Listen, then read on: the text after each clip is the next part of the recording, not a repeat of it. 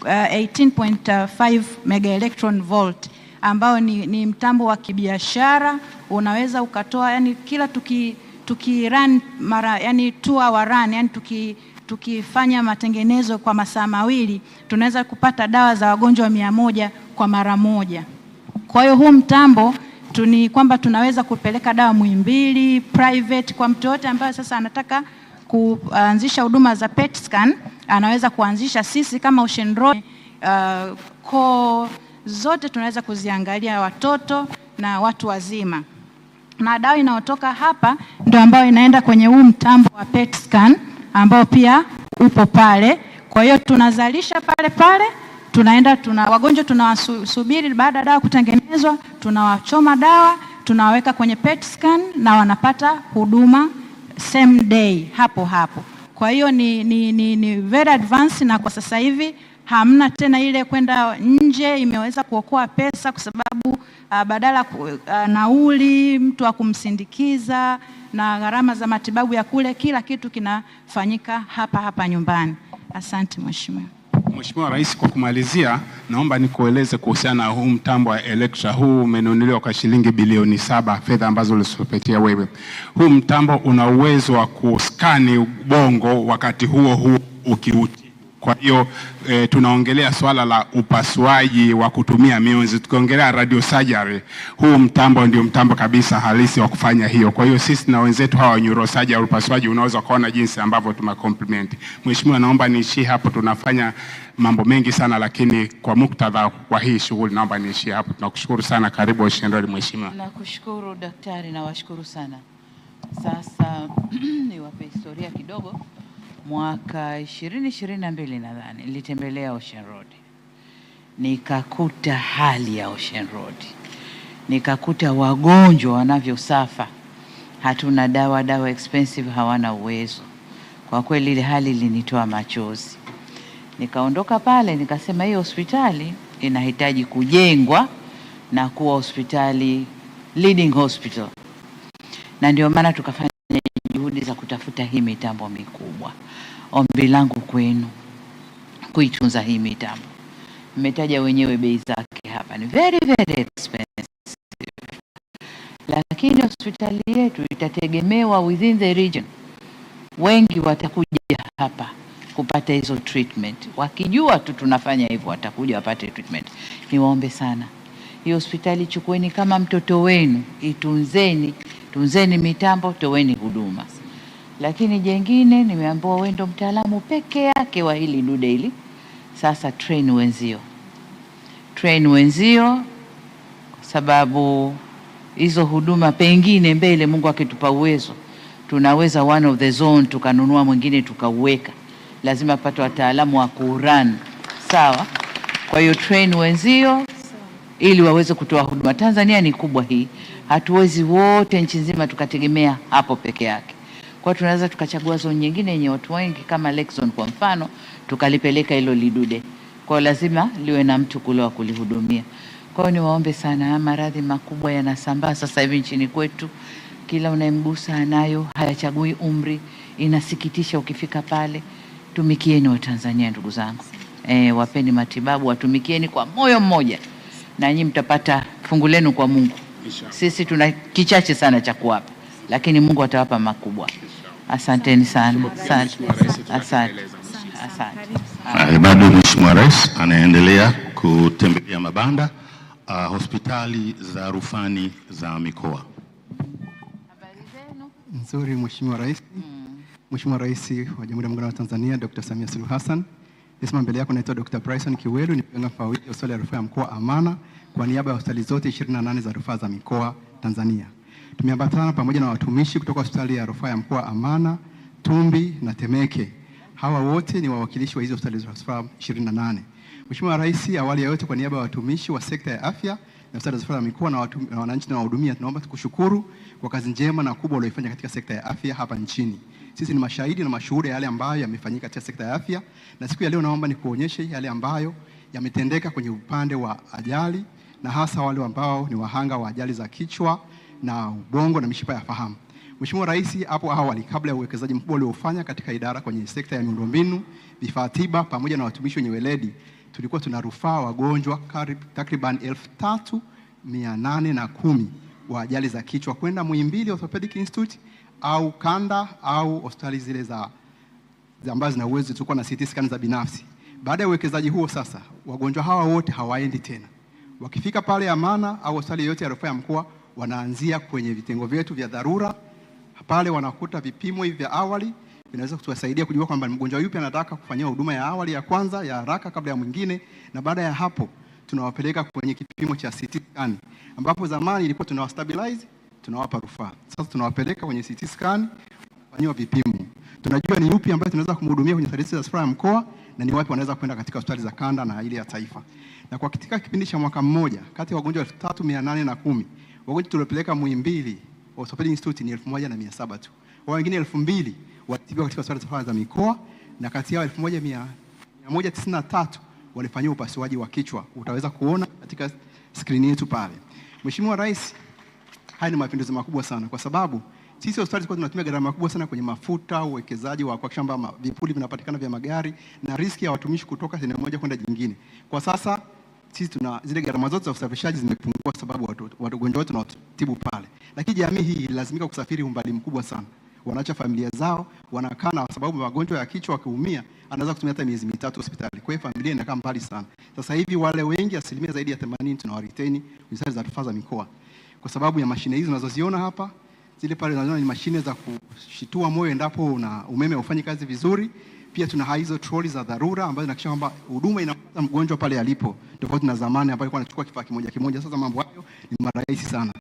Na pia kwa watumishi wenyewe ambao tunatoa huduma, zamani kwa tunanyanyua mgonjwa, tunajeuza, tunafanya nini, lakini sasa hivi vifaa viko vya kisasa kabisa. Mheshimiwa Rais, unaweza kuona kitanda kinapanda, kinashuka, unamjeuza unavyoona mgonjwa anataka kulingana na mahitaji ya mgonjwa. Zaidi ya hapo, Mheshimiwa Rais, hospitali zetu pia zinatumika kwa ajili ya mafunzo. Na hii ni moja ya kitu ambacho kinasaidia kwa kwamba watumishi wa sekta ya afya tuna utayari wakati wote. Kwa hiyo tuna midoli ya kujifunzia, kujikumbushia, kwa kwamba tuna utayari wakati wote. Mdoli huu unaweza kuonyesha kwamba kama mtaalamu anamhudumia mgonjwa, endapo kama mabadiliko haya, basi nini kifanyike. Unaweza kuona, inaweza kusimulate hali mbalimbali za mgonjwa ambaye anahitaji huduma katika hospitali zetu. Mheshimiwa Rais, baada ya kazi hizo njema tunazozifanya, wako wagonjwa ambao wanaweza kutoa shuhuda yale ambayo yamefanyika kwetu. Unaweza kuona ni mgonjwa ambaye alitibiwa hospitali ya rufaa ya mkoa ya Amana, unaweza kuona mvunjiko pale, ile ni CT scan, iko wazi kabisa. Zamani wote walikuwa wanapelekwa Moi kuhakikisha kwamba tunaweza kuangalia sasa ni sehemu gani amevunjika, lakini tuliweza kuona amevunjika kiasi gani. Tunapata support kutoka hospitali ya rufaa, hospitali yetu ya taifa ya Moi, wanakuja kutujengea uwezo. Sasa tunafanya upasuaji ule ambao tuna uwezo katika hospitali ya rufaa ya mkoa, ambao tumeweza kufanyia wagonjwa 193. Huyu ni mmoja wa mashuhuda. Naomba Mheshimiwa Rais usikilize shuhuda ya mgonjwa huyu.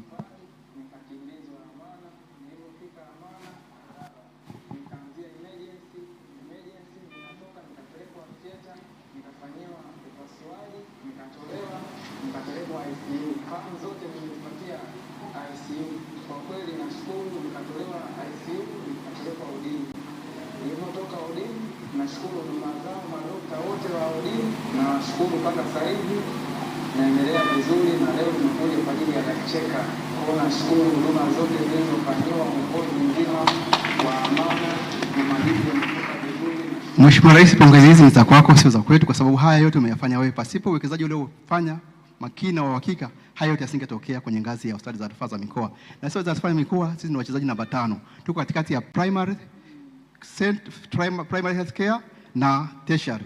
Kwa hiyo sisi ndio wachezaji namba 5. Tukivurugunda hapa, mambo yote yanaweza kuyumba. Kwa sababu tumesimama, mambo yanaenda vizuri kabisa. Mheshimiwa Rais, ndio kwamba sisi tunaendelea kutoa ushirikiano kwa kwamba wananchi wanapata huduma ambazo zina viwango ambavyo vinakubalika, na sasa tunapokea mpaka wananchi kutoka nchi za jirani wanakuja kutibiwa katika hospitali za rufaa za mikoa katika nchi yetu, walioko mipakani, si Dar es Salaam, tunahudumia wote hao. Mheshimiwa Rais, nikukaribisha sana katika banda letu hili, na niko tayari kupokea maelekezo au maoni yote kutoka kwako Mheshimiwa Rais. Mimi nawashukuru kwa kazi mnayoifanya. Ombi langu kwenu, umesema mwenyewe mkivurunda nyie mambo haendi, na katika kila fani ya mwanadamu Mungu ndo kampangia. Mungu aliwateua nyinyi kufanya kazi hizi, kuwasaidia wanadamu wenzenu, na hakuna jambo kubwa duniani kama kumrudishia mtu afya yake. Magari tunapeleka garage, likipona unamwambia fundi asante bwana, unamlipa na pesa, unachukua gari lako. Lakini mwanadamu akipona hakupi pesa, anakuambia daktari asante, anakwenda zake. Lakini pesa zako anakulipa nani? Mungu. Sisi serikali tunawalipa mshahara mdogo, kila siku mnalalamika, lakini kwa sababu ya kazi mnayoifanya baraka ya Mungu iko nani. Niwaombe sana, hii ndio kazi Mungu amewaomba mfanye, fanyeni wa Tanzania, wasaidieni wa Tanzania. Na sisi kwa kujua umuhimu huo, kwa kujua kwamba society ya Tanzania ndio inayojenga uchumi na umadhubuti na ukubwa wa taifa hili, tutaendelea kuwekeza katika sekta ya afya sana. Tutaendelea kuwekeza katika sekta ya afya. Kwa hiyo nawashukuru sana. Nadhani mlinisikia siku moja nilikuwa na majaji wakaomba vitu tele chungu mzima na mishahara na mazingira mazuri. Kaambia wewe jaji, ukisema hivyo daktari unayekwenda na kutibu ili ukafanye ujaji wako na yeye uko kwenye mazingira magumu, nianze na nani? Tulisikia mheshimiwa na ilitugusa sana, tunakwamba unatufikiria na tuwazia mambo mema. Tunashukuru sana Mheshimiwa Rais. Chapeni kazi. Asante sana Mheshimiwa Rais. Hilo ndio ombi langu kwenu. Tumepokea Mheshimiwa Rais. Mnafanya makubwa sana. Chapeni kazi. Asante sana Mheshimiwa Rais. Asante sana. Mheshimiwa Rais, hapa ndo tumefikia mwisho wa zoezi hili la kukagua mabanda, na sasa itifaki inayofanywa ni kuelekea katika ukumbi kwa ajili ya mkutano. Asante sana Mheshimiwa Rais.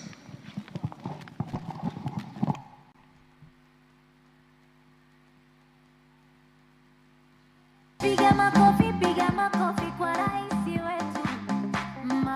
Piga makofi kwa Mama Samia. Piga makofi kwa rais wetu. Piga makofi kwa Mama Samia. Eti twampenda Samia, tunamzimia Samia, anamchapa kazi Samia, tunampenda haki Samia, tunampenda Samia, tunamzimia Samia, anamchapa kazi Samia, tunampenda haki Samia. Inajivunia kuwa Mtanzania, nchi yenye rais bora na mstaarabu. Ninaringa mimi kuwa Mtanzania, tumepata. May I request all of us to please rise. Asante DJ, nomba brass band tumuingize mgeni wetu rasmi. Subiri kidogo.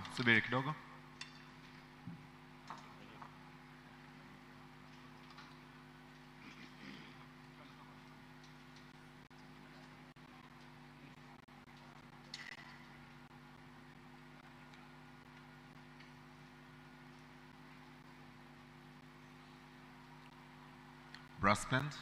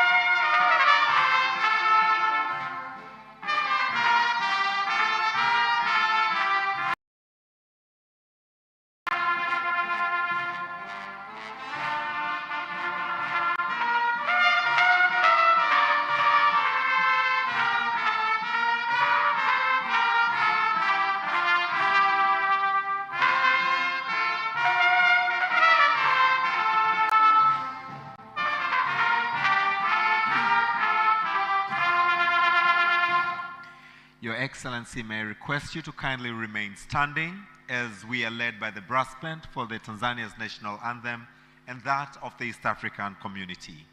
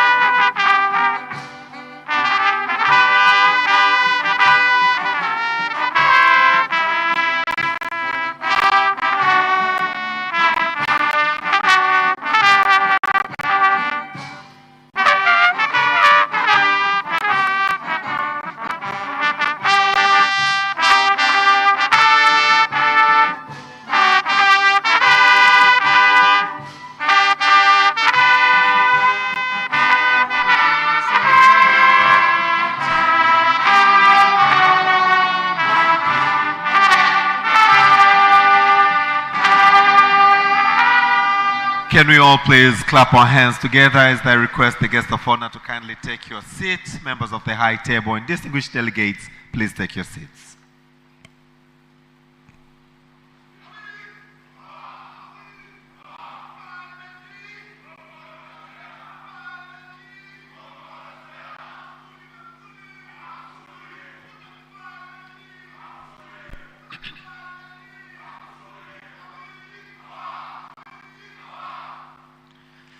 Thank you very much. Your Excellency, allow me to request and invite onto the podium the religious leaders to come and hand our event to the Almighty God, to begin with Al-Hajj Sheikh Othman Zuberi from the National Muslim Council of Tanzania, to be followed by Bishop Paul Bendera from CPCT.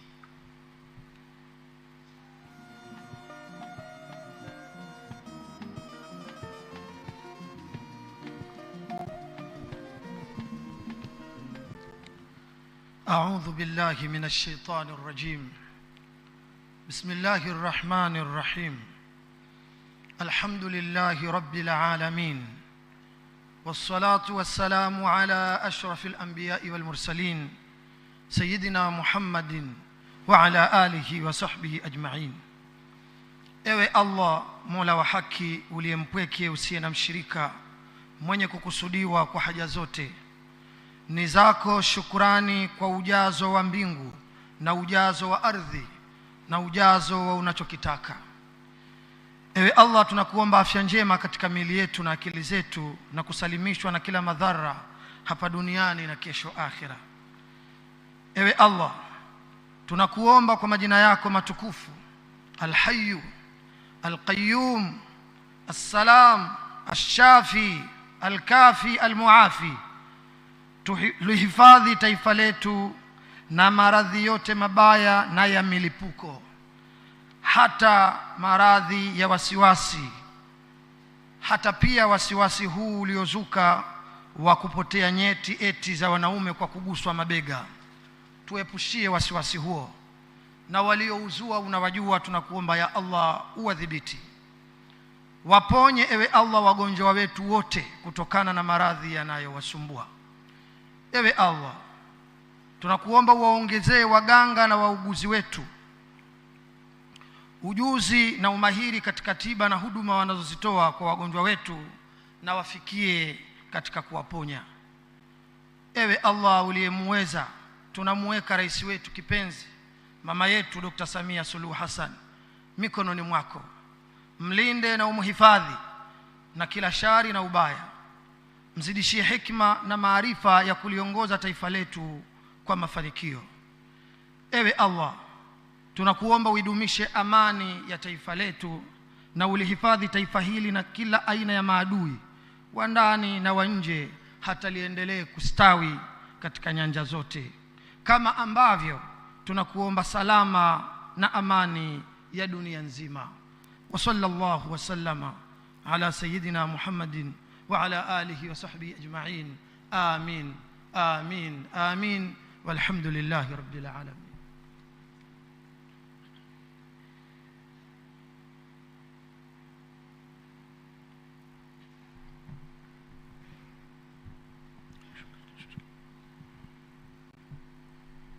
Mwenyezi Mungu uliyeumba mbingu na nchi, ukatuwekea mipaka katika mataifa, ukatupa viongozi wa kutuongoza, ukatufundisha namna ya kuishi katika mataifa yetu, utii kwa wenye mamlaka, utii kwa wanaotuongoza. Ili ni takwa la kiimani katika dunia yote. Mwenyezi Mungu, tunafahamu umetupa rais wetu uliyekusudia kwamba tutakuwa naye katika miaka hii ya utawala wake. Hebu nakuomba uwafungue watu kuifahamu mipaka yao ya kuongea, ya kufanya kazi.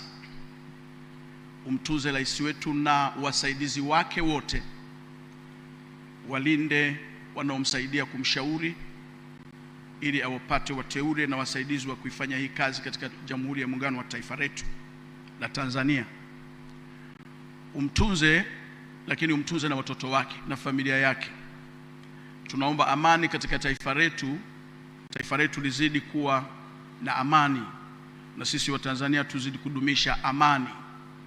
Mheshimiwa Rais, tunakuombea kwa sababu tunafahamu bidii yako na kazi yako unaifanya katika taifa letu, lakini pia tunawashauri viongozi wa dini na watumishi wetu wanaotuongoza katika taasisi za kiroho kufanya kazi iliyo na mipaka ya kazi zetu, kutii mamlaka, kuheshimu mamlaka, lakini kuwasikiliza viongozi wetu, kutafuta nafasi ya kupeleka ushauri wa kiroho na wa kisiasa badala ya kutumia mitandao.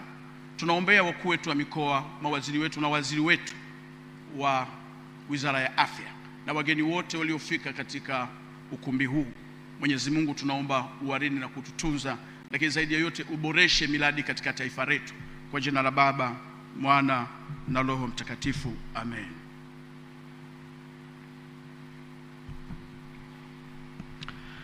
Asanteni viongozi wa dini. Thank you, our religious leaders, Your Excellency Dr. Samia Suluhu Hassan, the President of the United Republic of Tanzania, and our very, very special guest of honor this morning.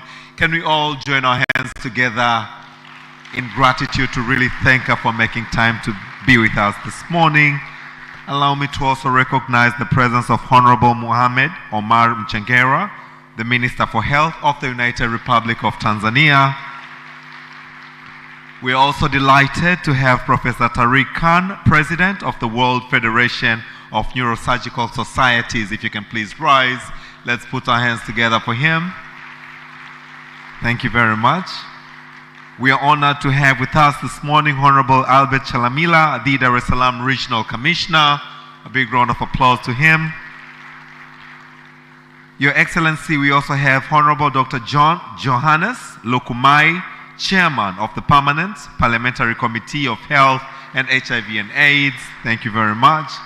I would also like to recognize the presence in a very special way of Dr. Saif Sheikh Alage, the Permanent Secretary in the Ministry of Health. Your Excellency, with you on the high table is also Dr. Othman Kiloloma, the President of Tanzania Neurosurgical Society. All distinguished participants, ladies and gentlemen, kazi na utu. Kazi na utu. Your Excellency, Tanzania is delighted and honored to host the second International World Federation of Neurosurgical Societies Global Neurosurgery Conference and the inaugural of the International Society of Global Neurosurgery Conference, guided under the theme Global Neurosurgery Impact and Challenges in Low and Medium Income Countries, Uniting Minds and Transforming Care. Watanzania wote naomba tupige makofi mengi sana kwa heshima hii. Your Excellency, this is a wide audience. Allow me now, without further ado, to invite Dr. Saif Sheikh Alage, the Permanent Secretary in the Ministry of Health, to introduce you to the audience present, to be followed by the remarks from the Regional Commissioner. As he comes, let's extend a warm round of applause to him. Karibu.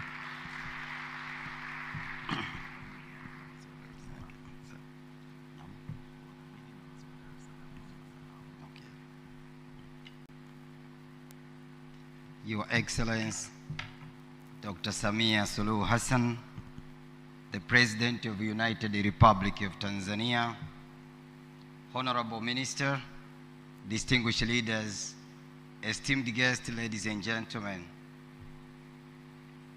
good afternoon. Still good morning. Your Excellency, the Second World Federation of Neurosurgical Society Conference is what is gathered us here today. We are delighted to host delegates and participants from across nations and beyond. A special welcome to our distinguished guests who travel all the way from different parts of the world. We thank you so much for coming to join us. Your Excellency, this gathering is composed of participants from diverse sectors, bringing together global neurosurgical experts along our local expertise. Delegates from across continents join Tanzania professionals to advance knowledge, strengthen collaboration, but also improve patient care. As it has been said, Your Excellency, the theme of this conference calls a collective action across 3 pillars: innovation, research, and equitable access to care. This theme reflects the need for coordinated efforts from prevention and emergency response to treatment, but also rehabilitation and financing. Your Excellency, having said that at this point, allow me to introduce guests who are present here today. The high table has been introduced, so let me start with Dr. Jafar Saif, the Deputy Minister from Prime Minister's Office, Regional Administrative and Local Government, who is responsible for health in the local government. But also let me introduce Comrade Abbasim Tev, the chairperson of the ruling party, CCM. I think he's somewhere. But also let me introduce Professor Tumaini Nagu, the Deputy Permanent Secretary from Prime Office, Regional Administrative and the local government, who is responsible for health. Let me introduce Dr. Grace Magembe, the Chief Medical Officer.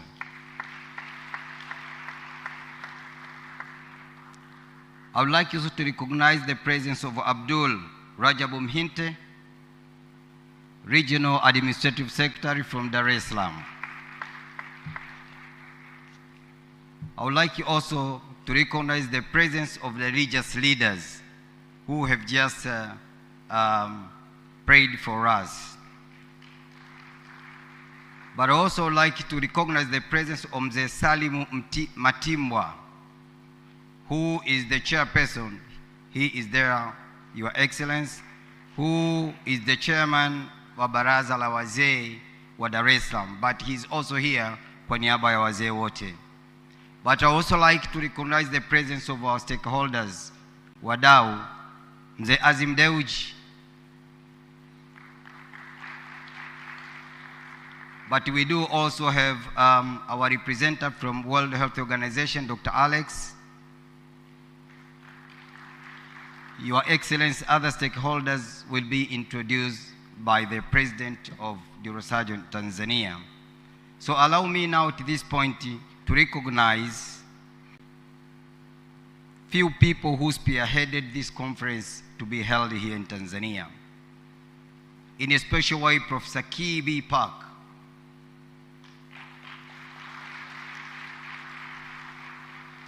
Professor Gale,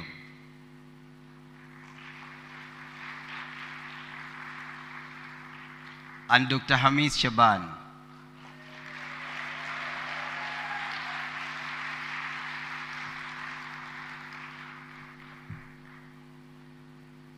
Your Excellency, I want also to introduce this gathering here. We have over 40 participants coming from different countries.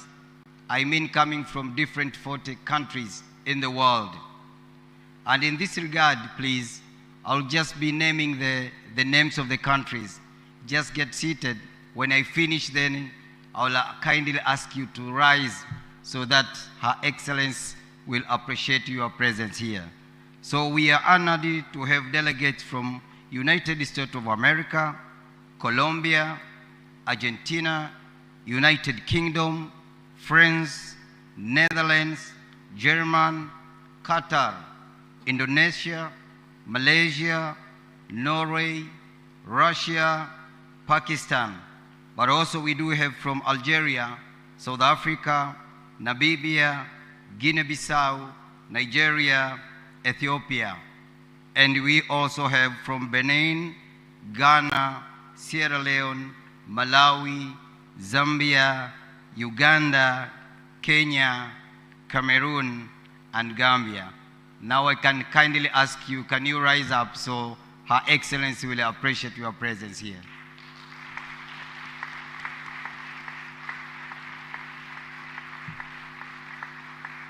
Thank you very much. Your Excellency, that's why this is called the World Federation of Neurosurgical Society, because it composed of members from different countries in the world. Your Excellency, for that, I also like to recognize the presence of Honorable Edward Mpogolo, the District Commissioner from Ilala.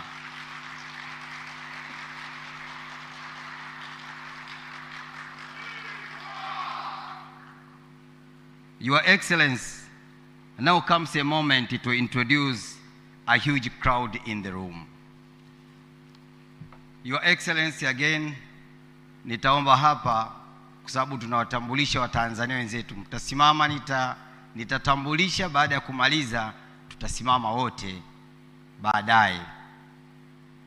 Your Excellency, here we have directors and CEOs from the government institution and the private sectors, that including Muhimbili, MOI, JKCI, MSD, TMDA, Benjamin Mkapa, CCBRT, KCMC, NIMRI, Mbeya Zono, but also Aga Khan and the other institutions.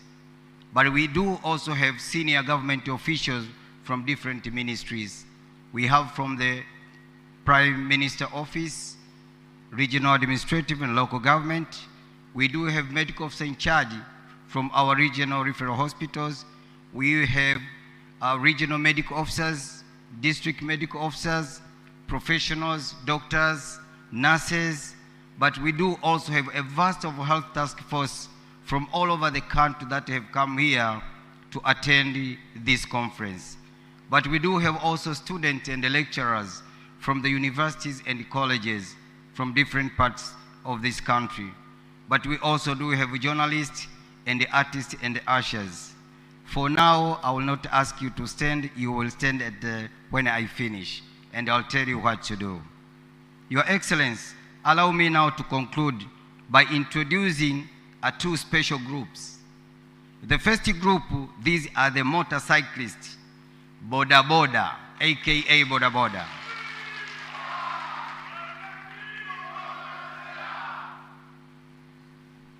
Your Excellency, the president of this big Boda Boda here, they represent the big number of other motorcyclists in the country. They are very important stakeholders, especially in this conference.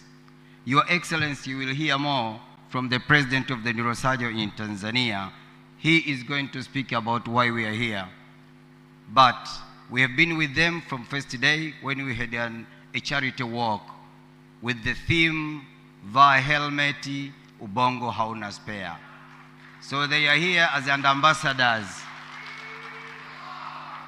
that they will.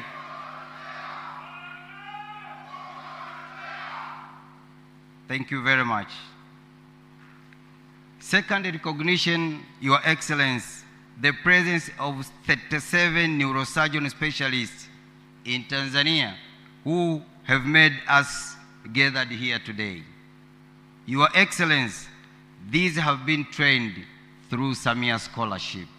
It is you who have given money and you have trained them. So could you rise the 37 neurosurgeons?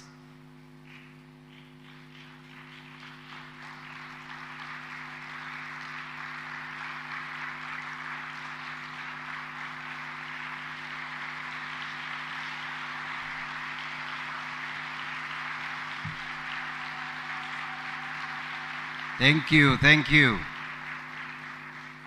Your Excellency, this is a rare professional.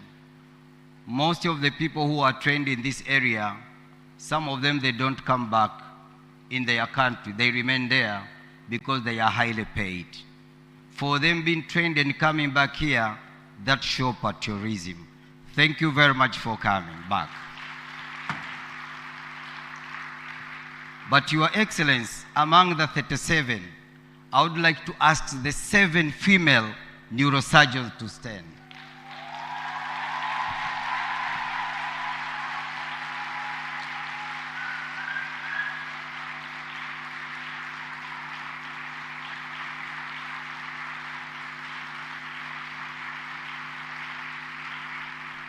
Thank you very much. Your Excellency, you see this is a very rare and tough professional, but they have shown that women they can do, and they are doing it very well. Congratulations, Your Excellency.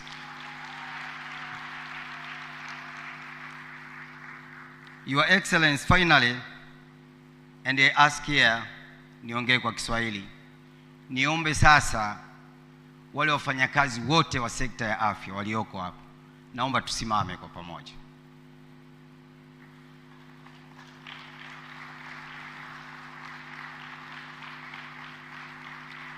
Your Excellency, this is a huge crowd, and this they just representing a big number of the people who are working in the health sector. I've asked them to stand for 3 main things. First of all, they are standing, Your Excellency, inaonyesha upendo mkubwa juu yako. But the second thing, for those who are our international delegates, we are standing to show love to our Excellency President for the work that she is doing.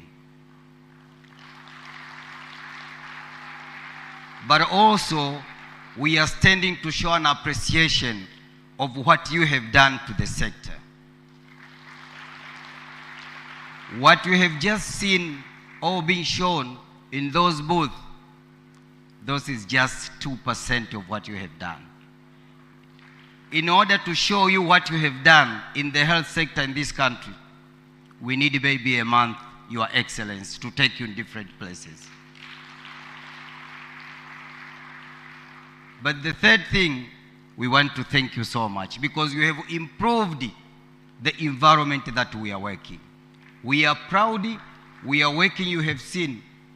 You have reduced the risk of the health professionals that are working in their area.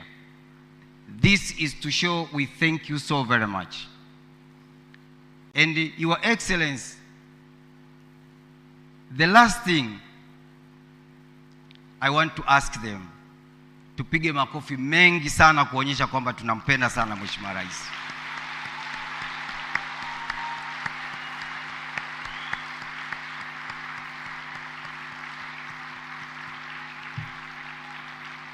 Asanteni sana, mnaweza mkakaa. Namshukuru pia Mheshimiwa Waziri wangu amesimama, sikudhamiria kukusimamisha Mheshimiwa Waziri. Mheshimiwa Rais, kama mtendaji mkuu wa sekta nimefanya hivyo kwa sababu hatuna cha kukupa. Sisi kubwa kwetu ni kukuombea kwa Mwenyezi Mungu, akupe afya njema, akulinde, akupe maisha marefu, ili uendelee kututumikia na wananchi wengi waendelee kufaidi katika hilo. Mheshimiwa Rais, baada ya kusema hayo, nakushukuru sana and I submit. Thank you very much.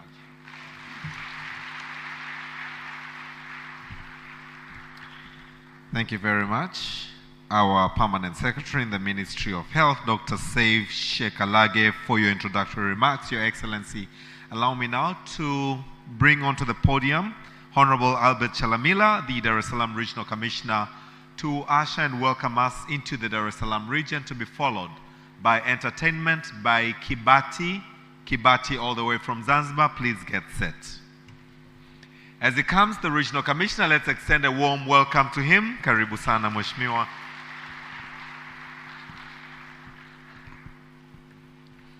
Jamhuri ya Muungano wa Tanzania. Kazi na utu. Makusudi. Kuendesha pikipiki bila helmet. Kukatisha kwenye taa bila utaratibu. Makusudi. Asante sana. Hawa ni vijana wa Mheshimiwa Mpogolo, Mheshimiwa Rais. Mheshimiwa Rais,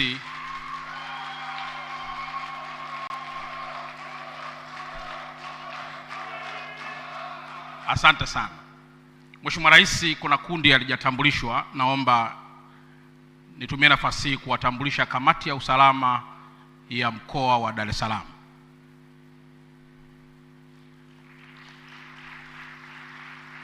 Leo tunazungumzia usalama wa afya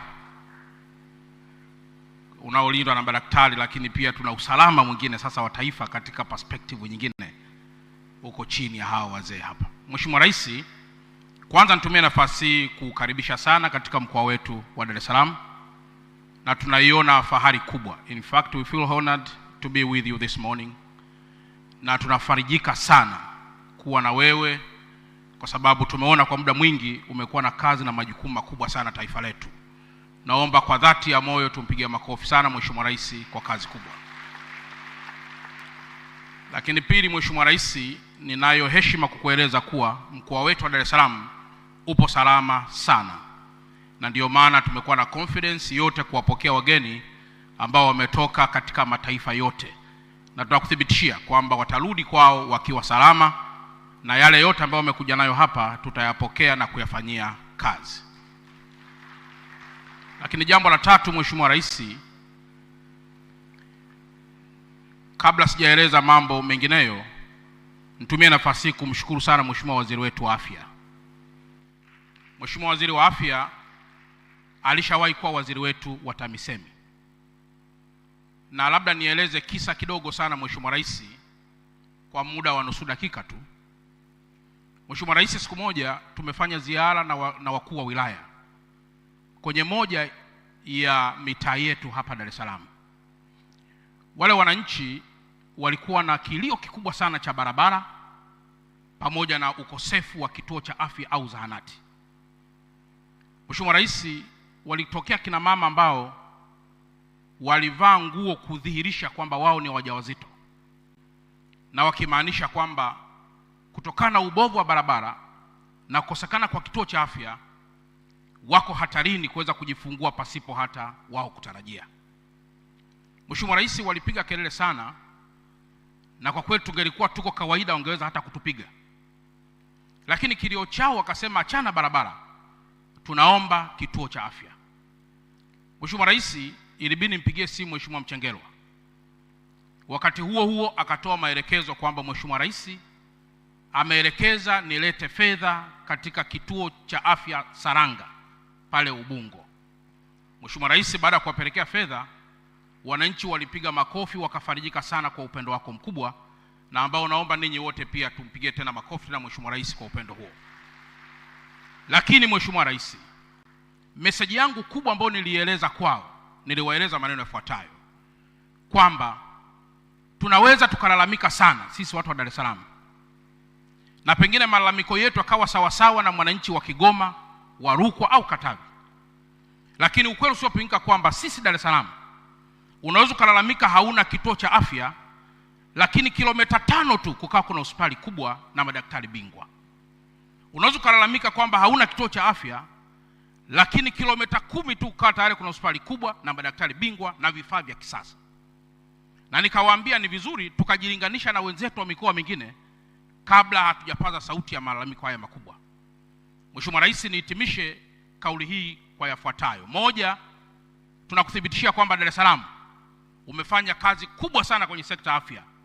Moja, kuwa na majengo makubwa na ya kisasa.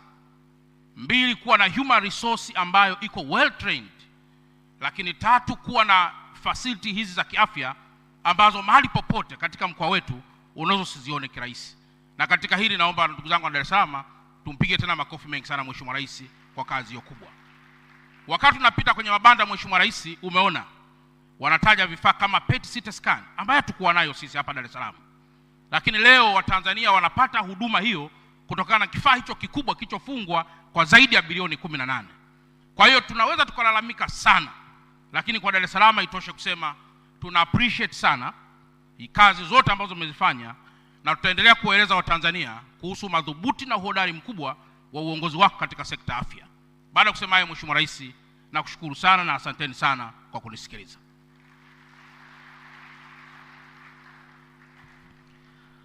Asante sana. Thank you very much, Honorable Albert Chalamila, the Dar es Salaam Regional Commissioner, for your welcoming remarks. Your Excellency, as we wait for the entertainment by Kibati all the way from Zanzibar, allow me to also extend an introduction of honorable members of parliament present. I'm aware that we have member of parliament from Mbeya. Please, if you can stand up, let's give him a round of applause. But we also have a member of parliament from Vunjo. Let's give him a round of applause as well. Your Excellency, be pleased to know that the CCM chairman from Mbeya region is also present with us. Sam, thank you very much. Now we have an entertainment by Kibati all the way from Zanzibar, to be followed by the remarks by President of the World Federation of Neurosurgical Society. Kindly get ready. Kibati, karibuni kwa burudani sasa. Asema Kizimkazi kusha kwa tauni Dar es Salaam. Asema Mheshimiwa Mama Samia, rais wetu wa Jamhuri ya Muungano wa Tanzania, we chake chake waitambua Aisha kwa tauni Dar es Salaam. Mwana Maria mwambia mumewe wataona nawe, kuna kukwatetea peke jogohana. Hongera we mama, hongera we, hongera rais wetu, hongera rais wa Jamhuri ya Muungano, hongera hoya we, kwa juhudi zako twazidi kung'ara. Hongera mama, hongera, hongera mama, hongera, hongera we mama, hongera hoya we, kwa juhudi zako twazidi kung'ara. Asema mwaka niliosafiri na Bwana Juma, mwaka niliosafiri na Bwana Juma we, tumbiri matango yangu kaya chuma we hoya mama we, kwa juhudi zako twazidi akawe. Hongera mama, hongera we, hongera we mama, hongera we, Mama Samia mama, hongera hoya we, kwa juhudi zako twazidi kung'ara, kwa juhudi zako mama we, kwa juhudi zako mama we, kwa juhudi zako we. Sema kongamano la kimataifa linafanyika we, madaktari bingwa paswa ubongo wanahusika we, watajadili huduma kwa hakika bila mashaka. Sema rais Mama Samia vo karibu, anao tushakupokea mama, nao tumefurahika sana kwa kupewa mwaliko na we ukahudhuria. Asema nao tumefurahika sana vo mama kwa kupewa mwaliko na we ukahudhuria. Mama twasubiri na saha zako na kazi tutazifanyia. Asema na wageni mbalimbali we mlohudhuria, mnakaribishwa kwenye hili kongamano. Asema ni mkutano mkubwa wa kimataifa unaowakutanisha madaktari bingwa mbalimbali wa upasuaji wa ubongo na watafiti na walimu wa vyuo na watunga sera, fundi wangu pia na wengine mbalimbali, humu fundi wangu pia wamo. Asema na watunga sheria, fundi wangu na wengine wamo, watajadili mambo mbalimbali. Kwa hakika leo huu ndo wetu muungano voto. Sema tuwa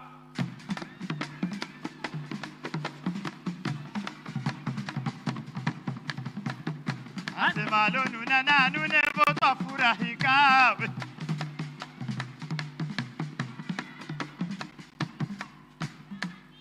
Asema hongera rais wetu mpendwa Mama Samia. Kwanza hongera rais wetu mpendwa Mama Samia kwa uwekezaji mkubwa hapo kwenye huduma za kiafya, hapo hakika zimeni. Maana kwa uwekezaji mkubwa hapo mama kwa huduma za kiafya, hapo hakika umetutendea. Maana leo mashine ya uchukuzi kama MRI hivyo na CT scan hivyo, hospitali za kanda hata zile za mikoa hakika zimeni. Asema hata zile za kikanda hapo Mheshimiwa Mama Samia hakika zimenea. Sema na ujenzi wa maboresho vyumba vya ICU hospitali za kanda hata zile za mikoa hapo hakika twajivunia. Asema fundi mama ni mama we, vitabu vimeshasema. hata sisi pepo ya dunia iponyayo ni kwa mama. Rais mpendwa Mama Samia, rais wetu kipenzi mama, tunakupongeza sana mama, mengi unayoyafanya hakika tumeyaona. Mama, maji yameshajaa tele mwanao, sasa nitauvukaje mto? Mana mama, mwanao nimetoka Zanzibari na kuja zangu Dar es Salaam, tayari watu washanitunga jina, mama wananita mzee wa maokoto. Mama, jina hili silipendi maana kwangu halina mvuto. Mama Samia, jina hili silipendi kwangu halina mvuto. Mama Samia, utanisaidia vipi jina hili kwangu mie lisiwepo?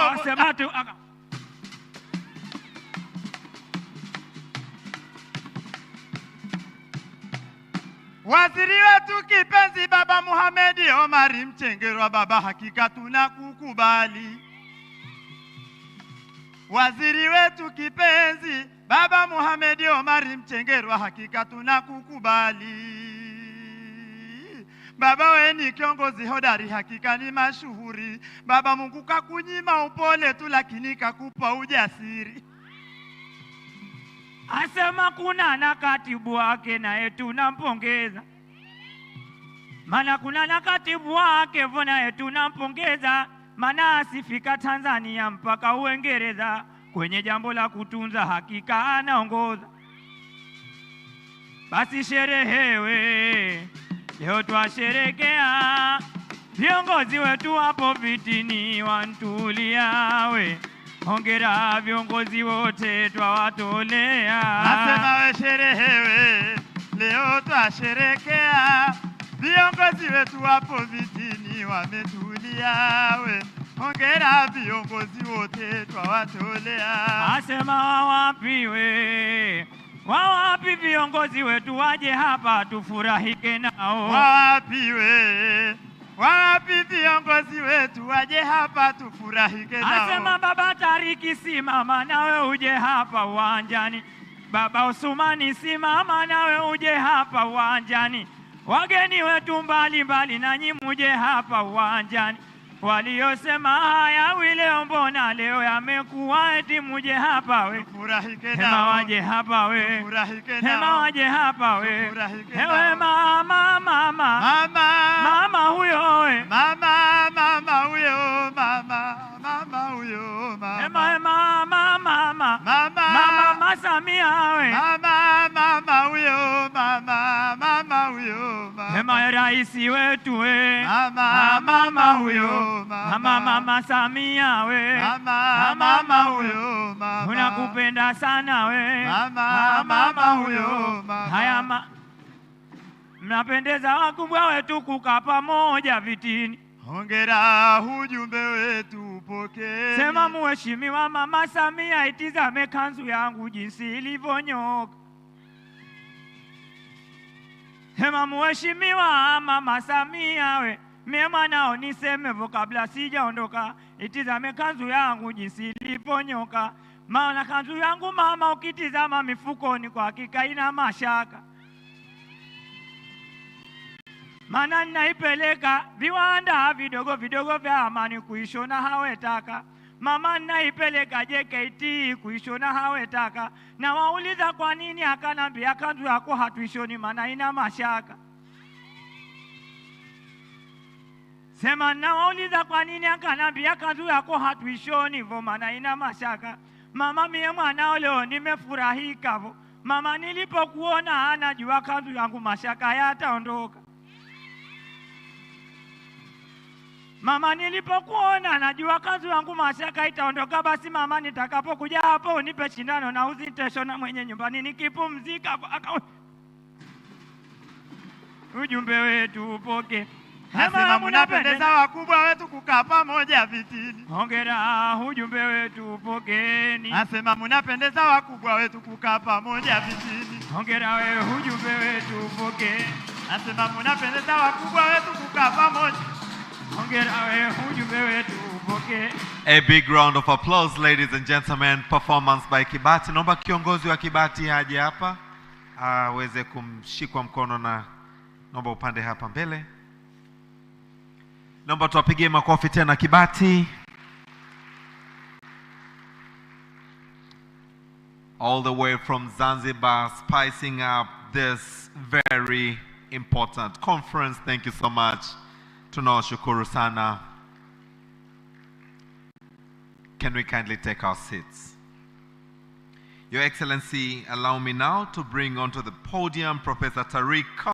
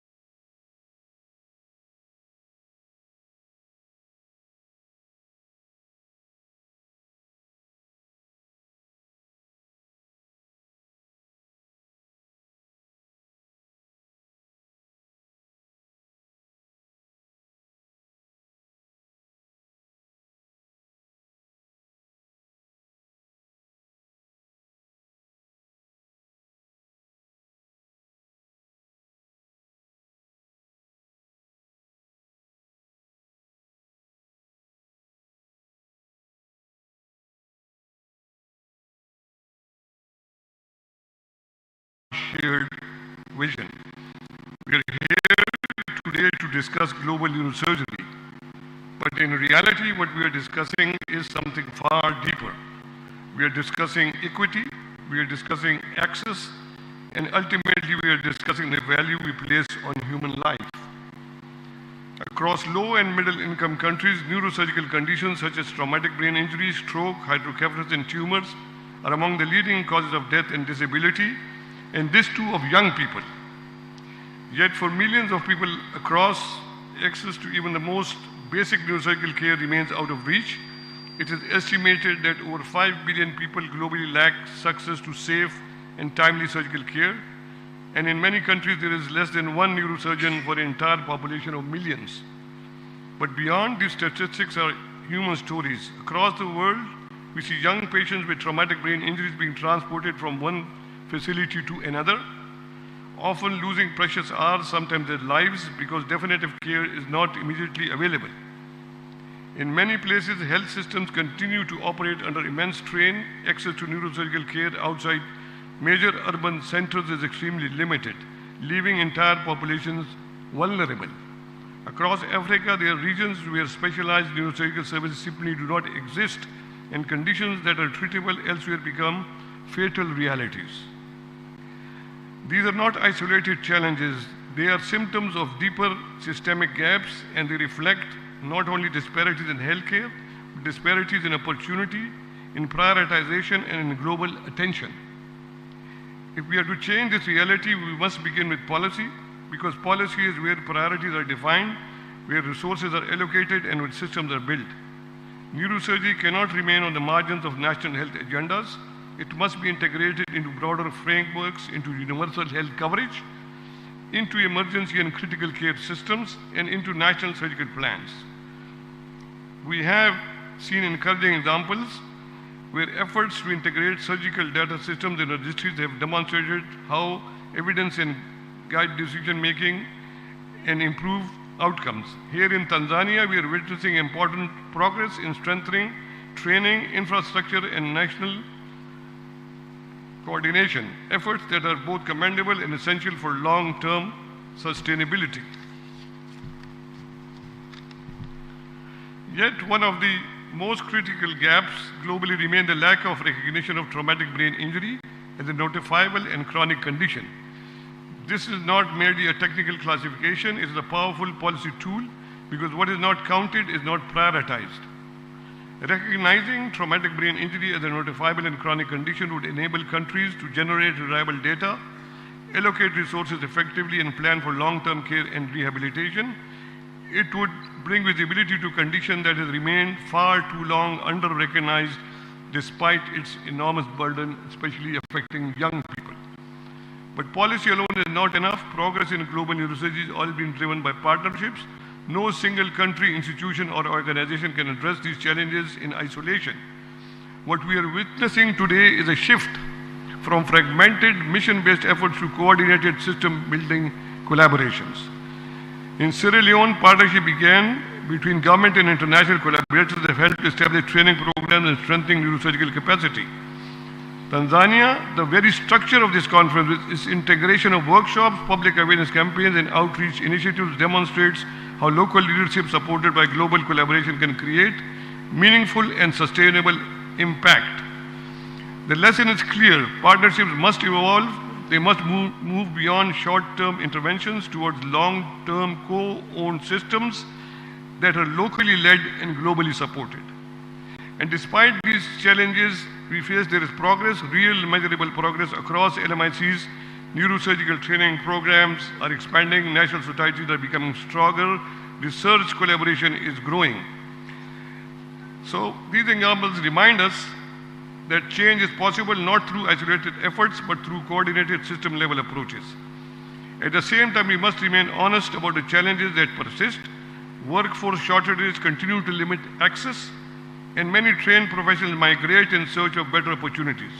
Infrastructure gaps, whether in intensive care, imaging, or operating capacity, restrict what can be delivered even when expertise exists. Financial barriers force patients and families into catastrophic expenditure in many regions, particularly rural and underserved areas. Access remains not just limited but absent. In Guinea-Bissau, for example, entire population lives without access to specialized neurosurgical services. In Afghanistan, geography and instability further complicate already fragile systems. It requires us to think not in silos but in systems. We must begin by strengthening political commitment, ensuring that neurosurgical care is recognized as essential, not optional. We must integrate neurosurgery into national health strategies and surgical plans. Your Excellency, investing in neurosurgical care is not a luxury. It is one of the most cost-effective investments a country can make. It saves young lives, it preserves productivity, it strengthens the resilience of health systems. Every untreated brain injury is not just a medical loss, it's a loss to families, to communities, and to nations. We stand today at a defining moment. We have the evidence, we have the partnership, we have the momentum. What we need now is collective action. Let us move beyond discussion and towards implementation. Your Excellency, your presence here today gives us great strength and comfort in this matter. Let us ensure that where a person is born should not determine whether they survive a neurosurgical condition. Together, let us unite our minds and transform care. I would request Your Excellency to support the Global Coalition on Traumatic Brain Injuries in co-sponsoring a World Health Assembly resolution for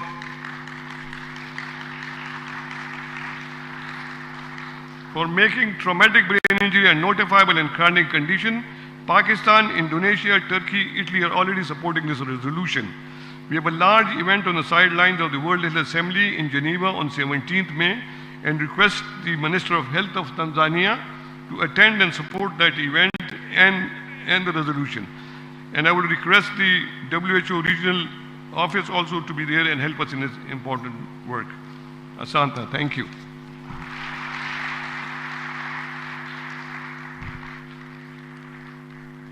Thank you very much, Professor Tariq Khan, the President of the World Federation of Neurosurgical Society, for your candid remarks. Your Excellency, allow me now to bring to the podium Dr. Othman Kiloloma, President of the Tanzania Neurosurgical Society, for his remarks, and later on present the Tanzania Neurosurgical Society Humanitarian Award to you. As he comes, let's extend a warm round of applause to him. Karibu sana, Dr. Othman Kiloloma.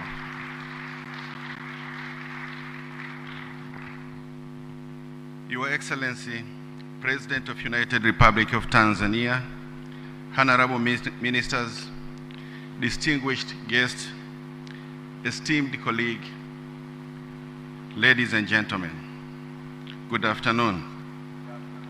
It is with profound honor and deep sense of responsibility that I stand before you today and on this historic occasion. The inauguration of this second World Federation of Neurological Surgery, especially on the International Global Neurosurgery Initiative, is a defining milestone in our shared goal on global journey towards advanced life-saving healthcare. But before I proceed, Your Honor, Your Excellency, I would like to introduce some few people who are key development of neurosurgery in Tanzania. Dr. Abednego Kinasha,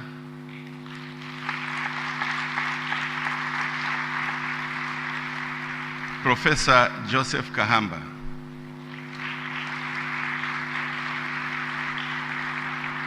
they are retired but not tired neurosurgeons. They are our teachers, and all of us, 37, comes from their hands.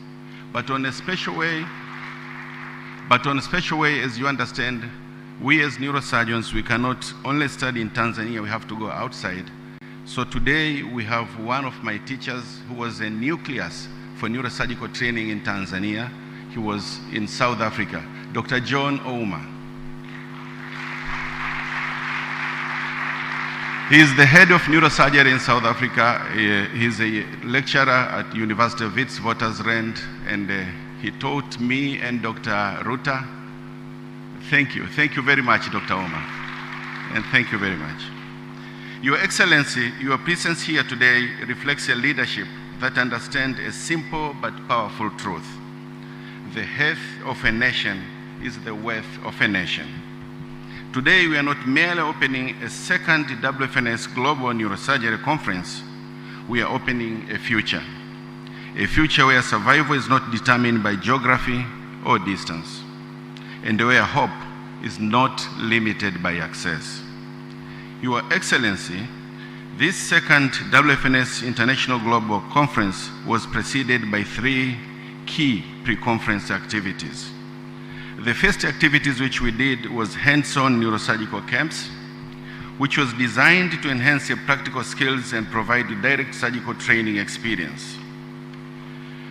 The second was a border charity walk, which was aimed at community engagement, road safety awareness, and injury prevention advocacy. And the third thing which we did was specialized workshop. This was addressing priority areas that includes research training, neurocritical care nursing, neurorehabilitation, epilepsy surgery, neuro-oncology, and at the same time we had the Boston Declaration. Thank you, Professor Gale, for being here. Thank you very much. So, collectively, these initiatives offered significant opportunities for clinical service delivery, capacity strengthening, multidisciplinary collaborations, as well as exchange of scientific and practical knowledge among participants. Our nurses and doctors from different parts of the country, they attended these meetings, this training, and about 250, they were able to receive knowledge from these workshops. And the pre-conference neurosurgical camps were successfully held in Kilimanjaro Christian Medical Center, Benjamin Mkapa Hospital, and the Muhimbili Orthopedic Institute. And the one which was at Muhimbili, we thank you, Dr. Whitfield, who assisted us with materials, but as well as attending theater. I don't know if Dr. Whitfield is around. Okay. But also, we think we would like to do other additional neurosurgical camps that are planned at Mbeya Zonal Referral Hospital, Iringa Regional Referral Hospital, Mnazi Mmoja Hospital, and the Bugando Medical Center, which this one will ensure continued impact and the sustainability of these efforts. We are sincerely grateful to the leadership and management of this institution for their unwavering support and collaboration, which have been instrumental in the success of these surgical camps and pre-conference workshop. Thank you, Ambassador Dr. Mpoki Ulisubisya, Professor Masenga of KCMC, Professor Makubi, Professor Kamuhabwa, for giving us a space for the pre-conference workshops at MUHAS. Your remarkable effort and coordinations was really appreciated, but as well as other centers which they've done so. Your Excellency, we extend our sincere gratitude to the distinguished local and international faculty, whose expertise, mentorship, and the dedication were vital in success of this program. Their contribution, not only on this conference, but during the different times of neurosurgical training, has strengthened academic excellence and enhanced capacity building and deepened global collaborations. We are thankful to WFNS, Weill Cornell, New York, Professor Roger Hatto, who pioneered the Barrow Neurological Institute, NED Foundations in Zanzibar, FIENS, European Association of Neurological Surgery, Colorado University, Cure International, NeuroKid, and many more, and apology for those which I've forgotten, but we have been working hand in hand. This partnership we have embodies the spirit of global neurosurgery, shared knowledge, shared skills, and shared commitment to saving lives, empowering us to deliver safe, effective care within our own institution. Currently, we can operate within the borders of Tanzania about 99% of our cases. Thank you very much. Your Excellency, the Tanzanian Neurosurgical Society organized a humanitarian border charity walk in Dar es Salaam under the theme, "Wear a helmet, your brain has no spare." In Swahili, "Va helmet, va helmet, va helmet." Yeah. This 5-kilometer initiative aimed to raise awareness on helmet use to prevent traumatic brain injury. Local data, which are available on our centers, tertiary centers, indicate that 70% of severe traumatic brain injuries are due to road traffic accident, with over half involving motorcycle, and about 30% of these patients die or suffer permanent disability. This is very important. Simply means in every 10, 3 people, they suffer permanent disability or they die. So it's quite a big number. Mostly among these individuals aged between 15 to 45 years of age. This is a working group of our families and has a strong socioeconomic impact. Yet, this burden we see is largely preventable. In response, we neurosurgeons have decided to step beyond the operating room to work alongside the Minister of Health, TAMISEMI, and Tanzania Police Force to promote consistent helmet use and road safety. We formally, Your Excellency, we formally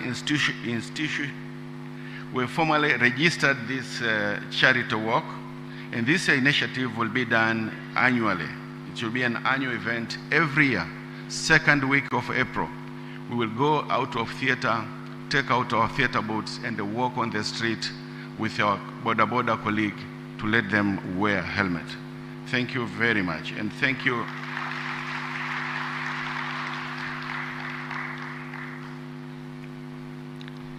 We would like to acknowledge the sincere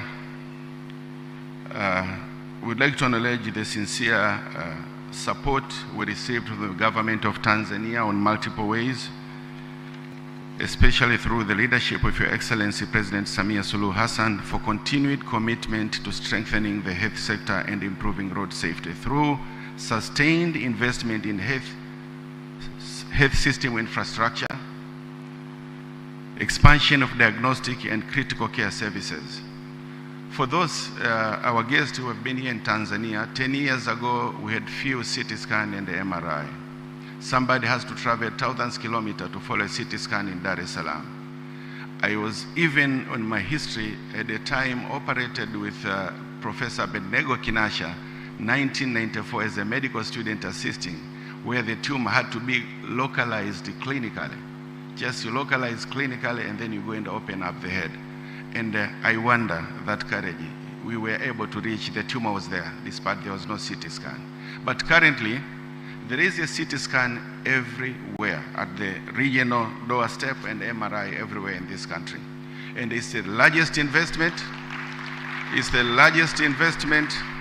and it's the kind of investment which is, you cannot compare to each and any country in sub-Saharan Africa except South Africa. We have done very good on diagnostic facilities to be available in this country. On the same hand, you have reinforced the emergency and referral system as well as critical care services, particularly in the various regions and the districts of this country. Your administration has also significantly contributed to improving outcomes in trauma care, including the management of traumatic brain injury. But also, which is very important and which is starting this year, is universal health coverage. Currently, it's compulsory to this country that everybody should have insurance so that they can receive timely medical services. Thank you very much, Your Honor, for this. Furthermore, ongoing multi-sectoral efforts involving law enforcement and transport authorities to enhance road safety awareness, as well as enforcement towards reducing the burden of preventable head injuries and associated mortality in our country. I would like to bring to your attention also, we at MOI and the various ICU, we are working hard to decrease the 30% which was said. We are working with Professor Hal Mangat. I don't know if he's around. Dr. Hal Mangat, thank you for being here. So we are doing a lot of things, and the mortality is reduced significantly in our ICUs. And today we stand to recognize that every strengthened hospital you have done, Your Honor, every specialist you have trained, and every enforced road traffic is a step closer to fewer funerals, fewer disability, and more future preserved. We are grateful for your visionary leadership. Your Excellency, during this meeting in Dar es Salaam, we're expecting to launch the first International Society of Global Neurosurgery, ISGNS.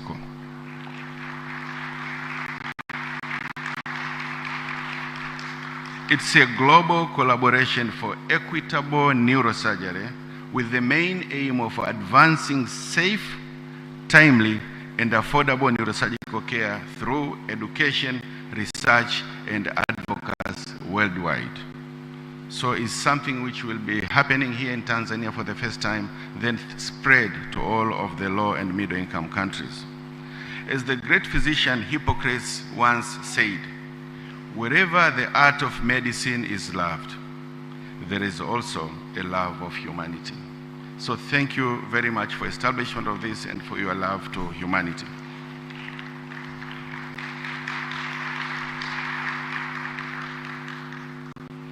Neurosurgery represents the highest level of that art.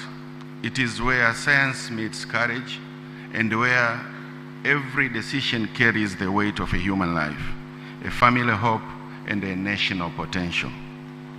We are reminded of the words again of Harvey Cushing. To us, we know, is our father of neurosurgery, who said, a physician is obligated to consider more than a diseased organ. He must view the man in his world. I'm repeating again. A physician is obligated to consider more than a diseased organ.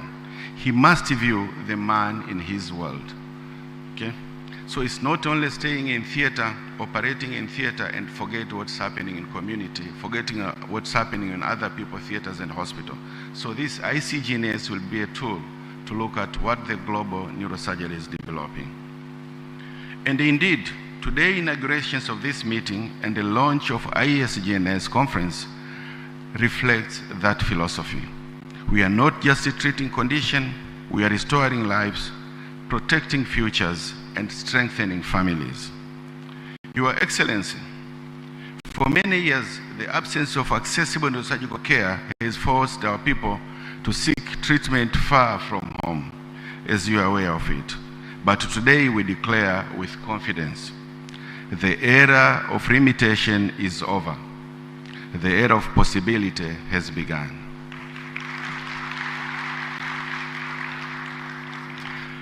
This achievement stands as a testament to visionary leadership and a global resolve. As he has often been said, leadership is not measured by power, but by the lives it transforms. As we have seen from the words from various, what we experience in our hospitals, that a lot have changed. So leadership, it means, is what we have changed into lives. So thank you very much, Your President. To my fellow healthcare professionals, let's remember, excellence is not an act but a habit. And on a special way, I would like to thank the government of United Republic of Tanzania, Minister of Health under the leadership of Dr. Mchengerwa, the TAMISEMI government institution, RRH, Regional Referral Hospital, WHO Resident Office, Trigger Minerals, Outdoor Advertisement, thank you very much for being with us. Hypermed, Afya Mineral, CRDB, Azikiwe, PPF, Lake Oil, IPTL, and many more. NBC, WCF, MNH, Moi, Benjamin Mkapa, Mbeya Zone Hospital, MSD, CCBRT, TMDA, NHIF. But on a special way, again, Chato Hospital, TTB, MUHAS, Benz Agrostar. Benz Agrostar, this is an agricultural company, but has been supporting us. It was under the leadership of the Honorable Mwalunenge. Thank you very much for being with us all this time. Mr. Azim Dewji, on behalf of Tanzania Surgical Society, we thank you very much for being with us. Your Excellency, on behalf of the members of Tanzania Neurosurgical Society, we respectively draw your attention to one critical structural challenge which affects timely neurosurgical care in Dar es Salaam. Many neurosurgeons reside about 15 kilometers from Muhimbili National Hospital Complex, an interval that in emergencies can mean the difference between life, disability, and death. While we commend the government effort through Watumishi Housing Company Limited, yet the persistent limitation of land near major hospital continue to delay the decisive solution. At the same time, in contrast, National Housing Corporation holds strategically located land that could be leveraged to strengthen healthcare delivery. We therefore propose a coordinated initiative between these two institutions to develop a dedicated affordable housing adjacent to hospital facilities, and this should be protected allocation for healthcare professionals only. As a pilot study, we suggest approximately 100 residential units on what we call neurosurgical tower at Upanga as a scalable national model that after building that, it goes to another country, we're starting with the major regions. This is not merely a housing solution, it is a life-saving investment that will improve emergency response, clinical outcome, workforce retention, and overall healthcare system. Your Excellency, we have a lot, but we will establish it and we will present it to Minister of Health. But Your Excellency, distinguished guests, allow me to conclude with this powerful reflection. Saving one life is as if saving all of humanity. Together, we are not only advancing medicine, we are advancing humanity. Thank you very much.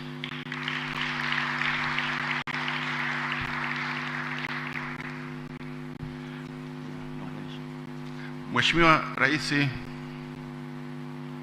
allow me, on behalf of Tanzania Neurosurgical Society, we would like to present to you humanitarian award.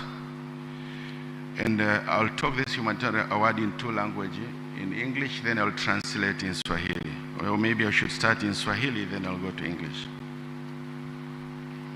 Mheshimiwa Rais, wageni waalikwa, mabibi na mabwana, ni heshima kubwa kwangu kwa niaba ya Tanzania Neurosurgical Society kuwasilisha tuzo ya kibinadamu ya upasuaji wa ubongo kwa Mheshimiwa Rais Dr. Samia Suluhu Hassan.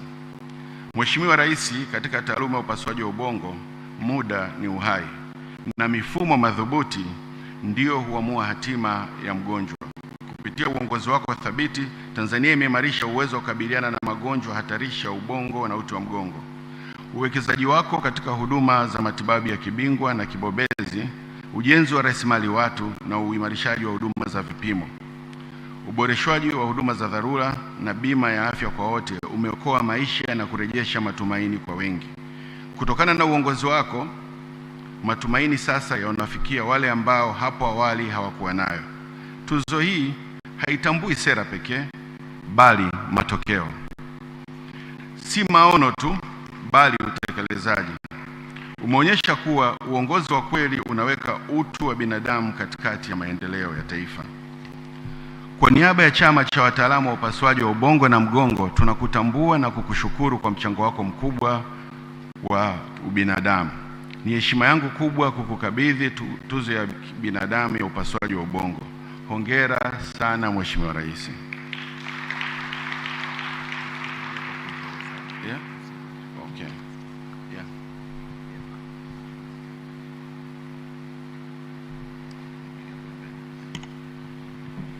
May I request the rest of us to kindly remain seated. The rest of us, please remain seated. And let us truly give a big round of applause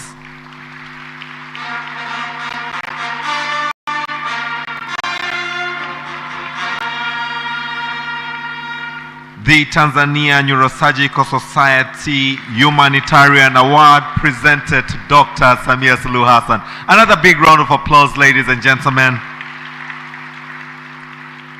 Asante sana, Dr. Othman Kiloloma, President of the Tanzania Neurosurgical Society, for your remarks as well as the presentation of the Tanzania Neurosurgical Society Humanitarian Award to Our Excellency Dr. Samia Suluhu Hassan. Most of you may still be wondering, this award, why Your Excellency? Your Excellency, allow me now to request that the audience witness the works that you have done, that you have deserved this award. And this is just the tip of an iceberg. A lot has been done, but we cannot put all of it on a documentary, but kindly allow that we watch the documentary now, to be followed by entertainment.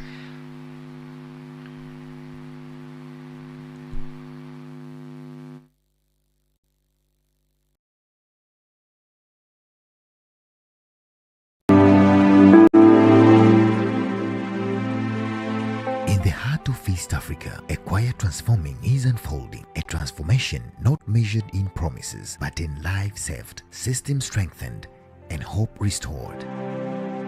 Under the leadership of Her Excellency President Samia Suluhu Hassan, Tanzania is redefining what it means to deliver healthcare, bringing quality, dignity, and innovation closer to its people. From remote villages to advanced national hospitals, the investment is unprecedented. Over 1,100 new health facilities established. A national commitment reflected in health sector budget that has grown significantly, reaching nearly $1.8 billion in 2025. This is more than progress. This is new era of care. At the center of modern medicine lies one powerful truth: accurate diagnosis saves lives. Under President Samia's leadership, Tanzania has witnessed a remarkable expansion in radio imaging services. What was once limited is now rapidly accessible. The only public-owned PET CT scan with cyclotron in Eastern Central Africa is now operational. About 7 angio suites are available, strengthening cardio and neuro interventional care. MRI machines have nearly doubled. CT scanners have expanded from just a handful to a nationwide network. Digital X-ray systems now reach even health centers. This is not just technology. It is the power to detect cancer early, to diagnose brain injuries with precision, to make life-saving decisions in time. In moments of crisis, every second matters.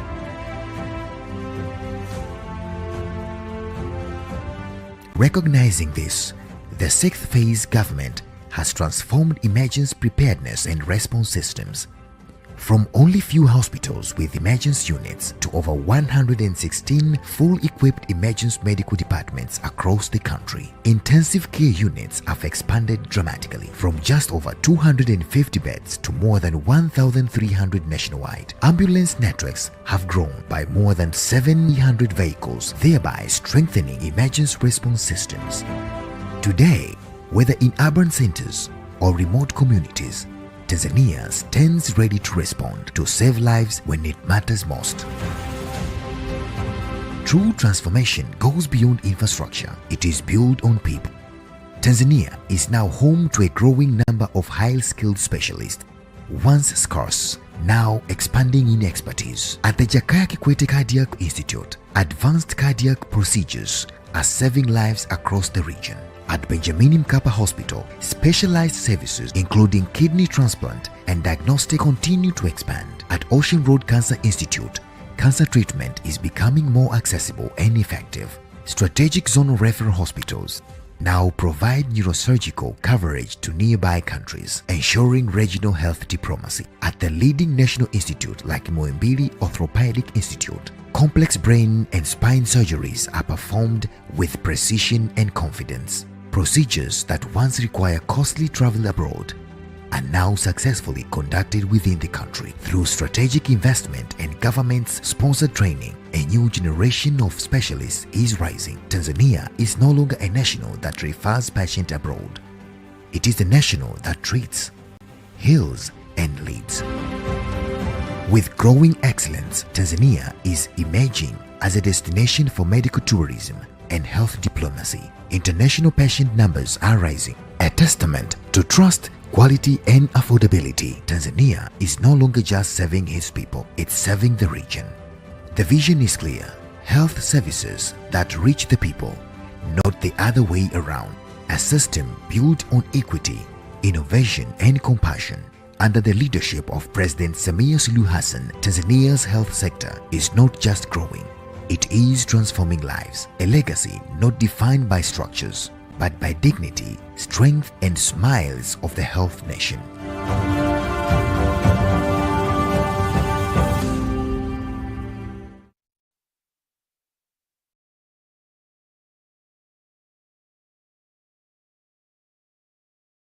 Round of applause to Her Excellency Dr. Samia Suluhu Hassan for that transformation in the health sector. A big round of applause.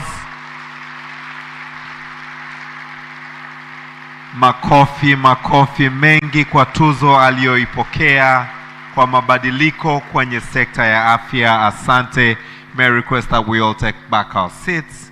Your Excellency, allow me now to bridge and bring on to the next item onto the program. This is entertainment. First by Mrisho Mpoto Mjomba, to be followed by All Stars, also known as Watu Kazi All Stars.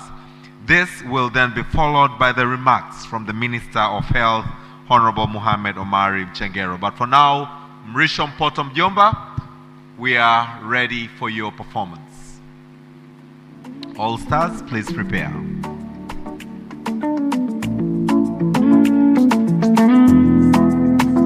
Hongera, hongera, hongera, Dr. Samia.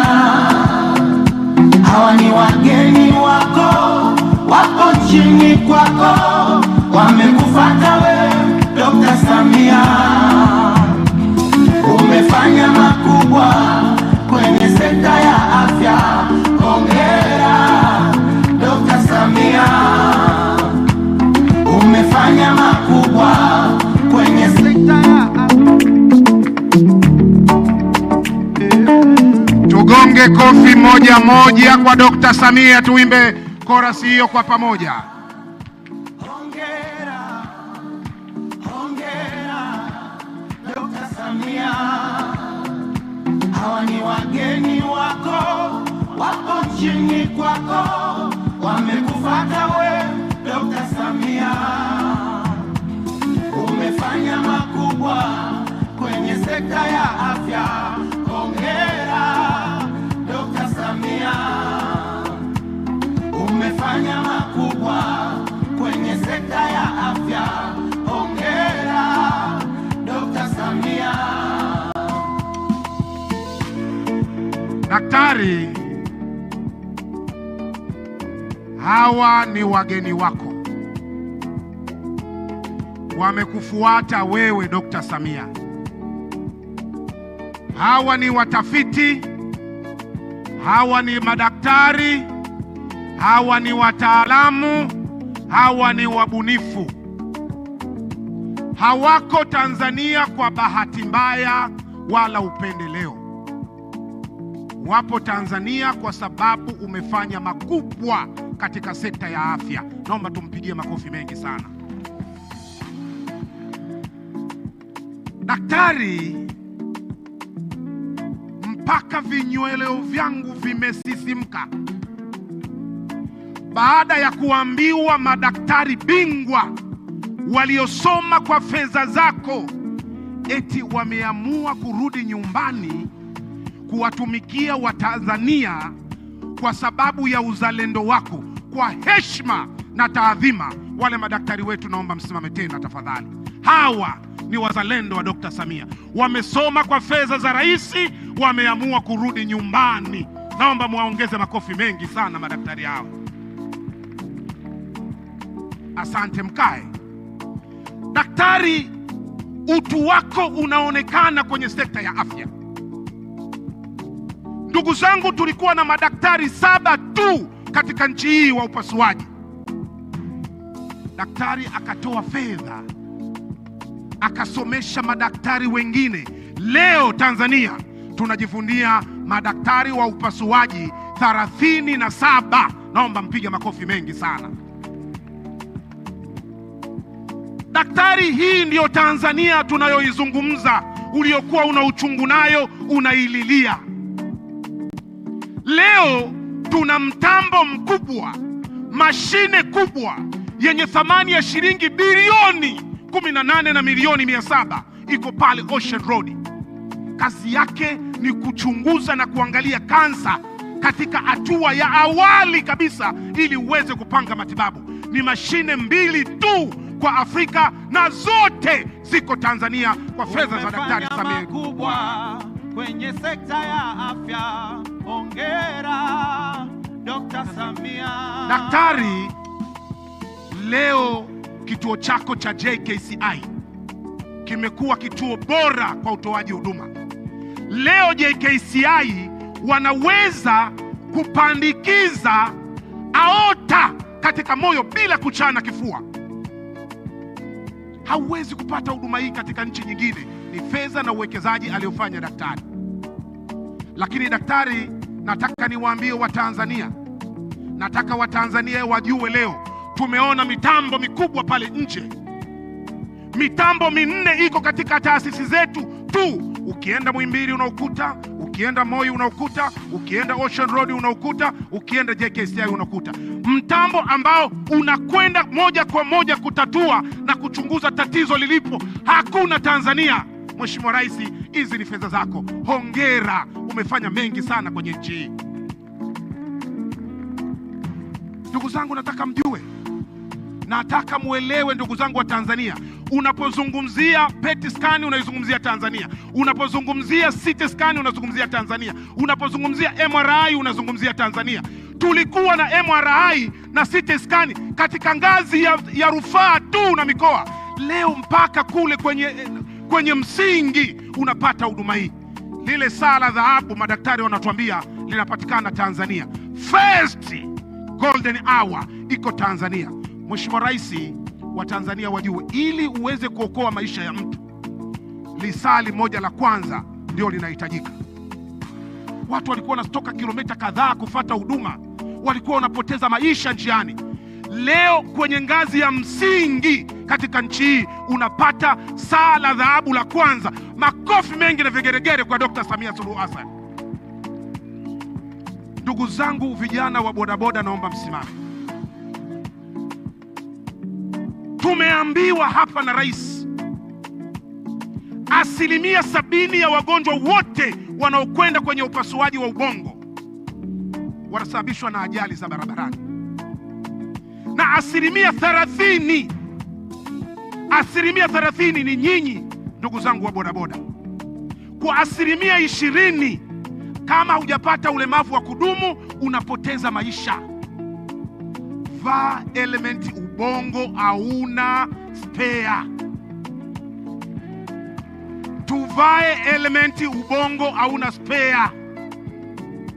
Mkono, Mheshimiwa Rais, utaenda pale Moi watakuwekea mkono wa bandia. Mguu utaenda pale Moi watakuwekea mguu wa bandia. Lakini hakuna spare ya ubongo. Vaa element.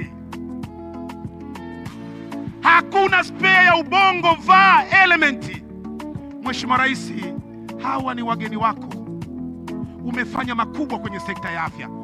andaa kabati la kutosha la tuzo. Mheshimiwa Rais, utapokea tuzo nyingi katika sekta ya afya kwa sababu umechagua kipaumbele chako ni uhai, ni afya, maisha ya Watanzania ili waendelee kufurahia keki na matunda ya Watanzania. Hongera Dr. Samia. Makubwa kwenye sekta ya afya.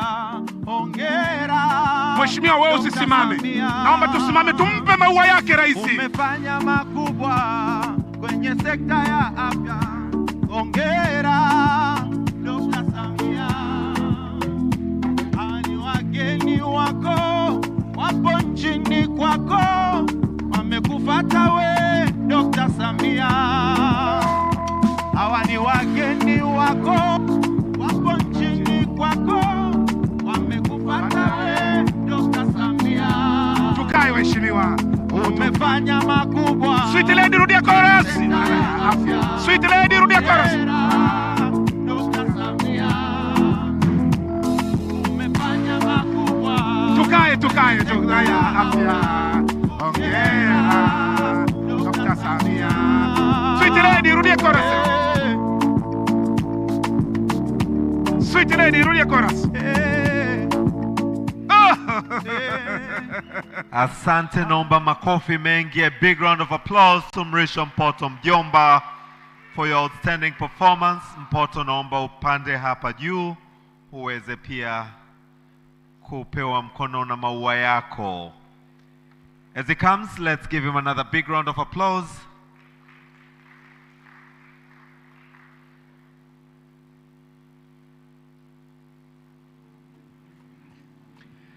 Your Excellency, as I am about to bring all stars, please come for the next performance. May I request you to continue to recognize in the midst the presence of Honorable the CCM Dar es Salaam Region Secretary representing the Chairman. Let's give him a big round of applause. Katibu wa CCM mkoa wa Dar es Salaam akimwakilisha mwenyekiti wa CCM mkoa wa Dar es Salaam is also been able to join us representing the chairman of CCM in the Dar es Salaam region. Your Excellency, up next is All Stars with a very special song that is featured on this very important occasion. All Stars, we are ready for your performance. DJ Sweet Lady.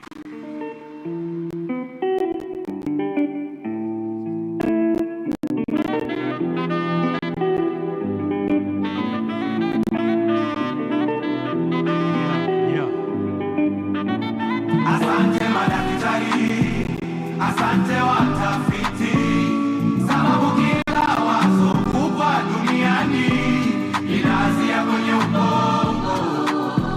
Duniani linaanzia kwenye ubongo. Asante. Asante. Karibuni Tanzania, wageni wetu. Karibuni kwenye nchi yenye rais mwenye utu na upendo ndani yake, aliyechagua afya kuwa kipaumbele chake, akamteua Mchengerwa Mtukazi kuwa waziri wake ili akatunze na kulinda afya za wananchi wake. Karibuni kwenye ardhi ya Dr. Samia Suluhu Hassan. Karibuni sana wataalamu wetu. Utimamu wetu unaanzia kwenye ubongo. Hongereni sana kwa kupambania haki yetu.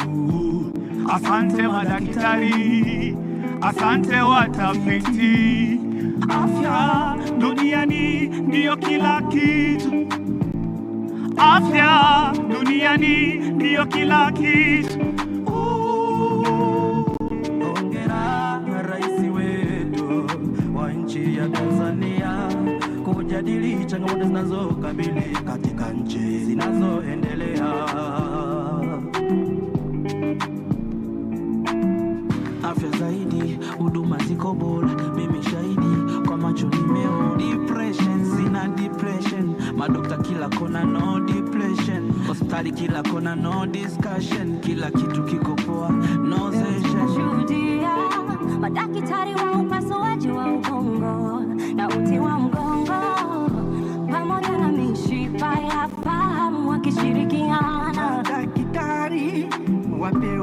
taifa hawalali, wanahangaika. Huwezi ishi bila kutumia ubongo. Tuheshimu viongozi wetu. Asante Mchengerwa, asante Dr. Samia. Imani yao ipo kwa jamii, juhudi zao twaziona pia. Tuna imani na madaktari wetu wa Tanzania. Hongera Dr. Samia na Mheshimiwa Mchengerwa. Tanzania tupo tayari, binadamu ni utu wetu, twaheshimu kila mtu. Hame saath saath chalna hai, hame saath saath chalna hai. Napowaona madaktari bingwa, walimu na watafiti wakisimama kwa umoja wao, moyo tatabasamu, kila ubongo sasa utapona. Moyo tatabasamu, kila ubongo sasa utapona. Asante madaktari, asante watafiti, sababu kila wazo kubwa duniani linaanzia kwenye ubongo. Duniani linaanzia kwenye ubongo. Asante. Heshima kwa sayansi. Asante. Umoja, muungano, ushirikiano wa kimataifa. Umoja, muungano, ushirikiano wa kimataifa. Leo Tanzania tuna mtambo maalum, PET scan yenye thamani milioni 18.7. Hizo ni fedha zako Dr. Samia. Hasongo ndio control, kila kitu kinaanzia hapa. Unapanga ndoto zako, kesho wish unavyotaka. Na wapa hongera Wizara ya Afya na mtu kazi Mchengerwa. Hongera, hongera Dr. Samia. Asante champion Dr. Samia, kazi kubwa imefanyika, tumeiona dhamira yako kwa kuwekeza kwenye sekta ya afya. Masikio yanapenda kusikiliza mambo mazuri yanayotatua changamoto za wananchi. Jukumu letu sekta ya afya ipewe kile. Ujenzi, uboreshaji wa vyumba vya wagonjwa vimeleta mabadiliko chanya, na hii ndio dhamana. Afya zimeboreshwa, vifaa tiba na wauguzi wapwani kule vijijini. Hakuna kwenda nje ya nchi kutafuta matibabu. Wa Tanzania tuna imani na wauguzi wetu. Wa Tanzania tuna imani na serikali yetu. Ufahamu wetu unategemea ubora wa afya zetu. Shukrani nyingi kwenu watafiti wote, mmebali. MRI zina ICU zimejengwa, wataalamu wameongezeka, vifaa tiba vipo vya kutosha. Asante daktari. Asante. Tujipange mstari.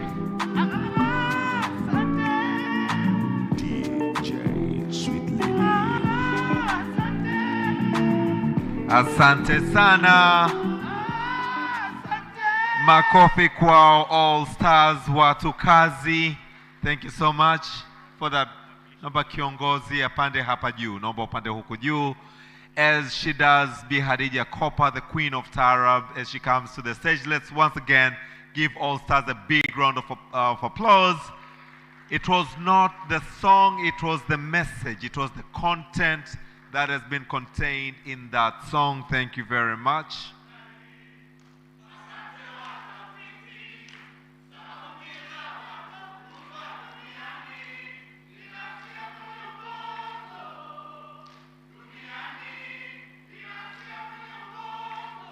Asante All Stars. Watu kazi, tunashukuru sana. Your Excellency, before I invite Honorable Minister of Health, who will then invite you to speak, allow me in a very special way to thank all our sponsors who have made this event a great success. After I've mentioned the entire list, then we shall clap for them. Hypermed, Azania Bank, Barrick, Twiga, Lake Energies, Azim, NBC Bank, Sierra DB Bank, MSD, TMDA, ORCI, NHFI, NHIF, CCBRT, Mission Brain, WHO, Denk Pharma, Philips Pharma, Flying Doctors Dares, TRA, Kusum Pharmaceuticals, Benz AgroStar, RRH, All National Specialized and Zonal Hospital, Professor Tariq Khan, Professor Key Park, and all other esteemed sponsors. Can we all give them a big round of applause for their support?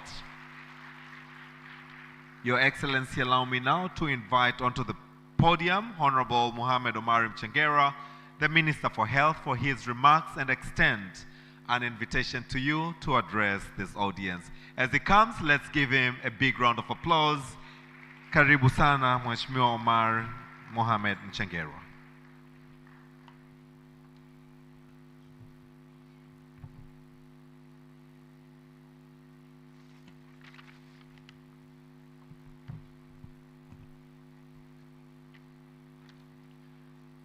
Honorable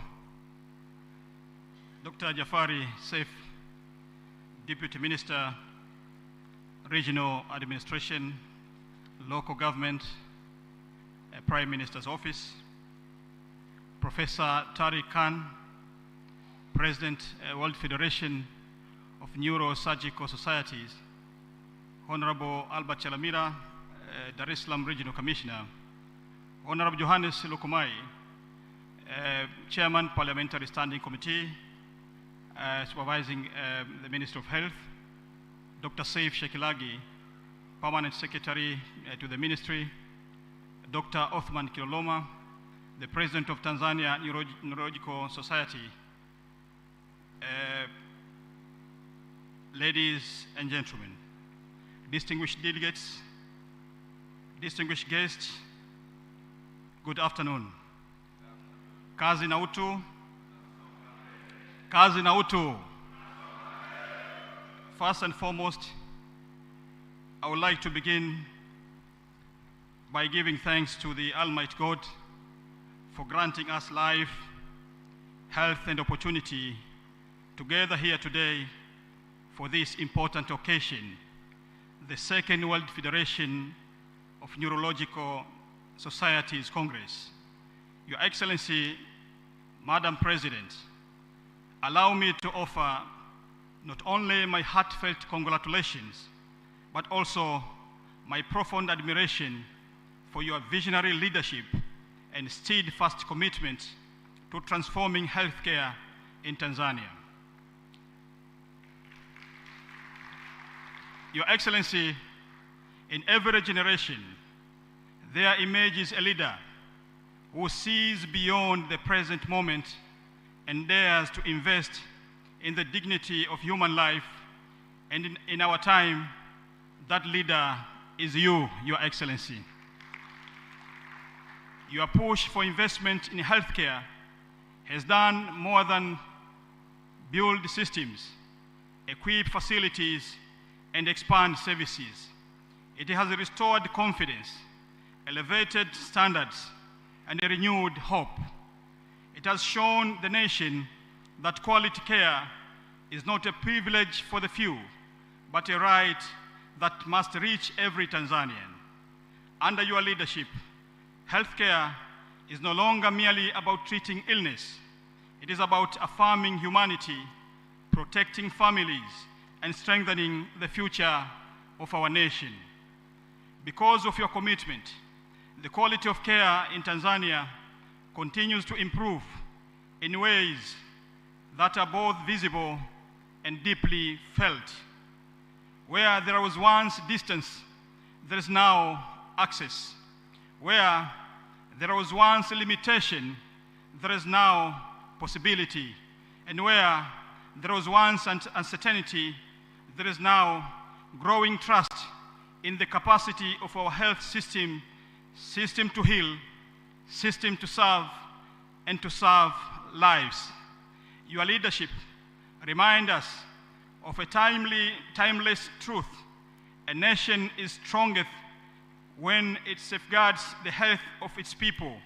And indeed, when a president invests in healthcare, she's not merely funding hospitals, she's investing in hope, dignity, and the destiny of generations. I also wish to express my sincere gratitude to the Tanzanian Neurosurgical Society for recognizing and honoring the remarkable efforts of Our Excellency in strengthening our healthcare system, particularly in advancing specialized medical services such as neurosurgery. Such as recognition is deeply meaningful because it reflects the reality that your leadership has opened doors for highly specialized care to grow and flourish within our country. Furthermore, we are profoundly thankful to the African Union for acknowledging your outstanding contribution to the transformation of the healthcare and health sector, not only in Tanzania, but across the continent. This recognition is more than an award. It is an affirmation that principled leadership, when guided by compassion and vision, can change the course of a nation and inspire an entire continent. Your Excellency, your work speaks to something larger than policy. It speaks to purpose. It tells every Tanzanian that progress is possible, that excellence is attainable, and that compassionate leadership can transform institutions into instruments of life and healing. History will remember. History will remember that under your leadership, healthcare in Tanzania was not simply improved, it was reimagined. Your legacy is being written not only in policy documents, but in restored lives, relieved families, and a renewed national hope. May your courage continue to inspire, your vision continue to illuminate, and your leadership continue to transform Tanzania for generations to come. Your Excellency, we extend our heartfelt gratitude to the World Federation of Neurosurgical Society for choosing Tanzania to host such a prestigious global gathering. This decision not only reflects their trust in us, but also signifies our capability and commitment to share and collaborate with others in advancing neurosurgical care. This gathering offers an essential opportunity for the exchange of knowledge and the spark of innovation. Ministry of Health reaffirms our commitment to ensuring that neurosurgical services reach a broader population throughout the country and across Africa. We are actively working to expand these services beyond national and zone hospitals into regional referral hospitals, making specialized care more accessible to our people. Through strategic investments, including establishment of Neuroscience Center of Excellence at Mloganzira, expansion of outpatient services at Muhimbili Orthopedic Institute, installation of the cutting-edge neurodiagnostic technologies, and a state-of-the-art rehabilitation facility at Bunju. We are positioning Tanzania to the forefront of neurosurgery and establishing it as a beacon of medical excellence in Africa. Your Excellency, we acknowledge that numerous neurosurgical conditions are indeed preventable. However, many interventions extend beyond the health sector, necessitating the robust collaboration across multiple sectors. Conditions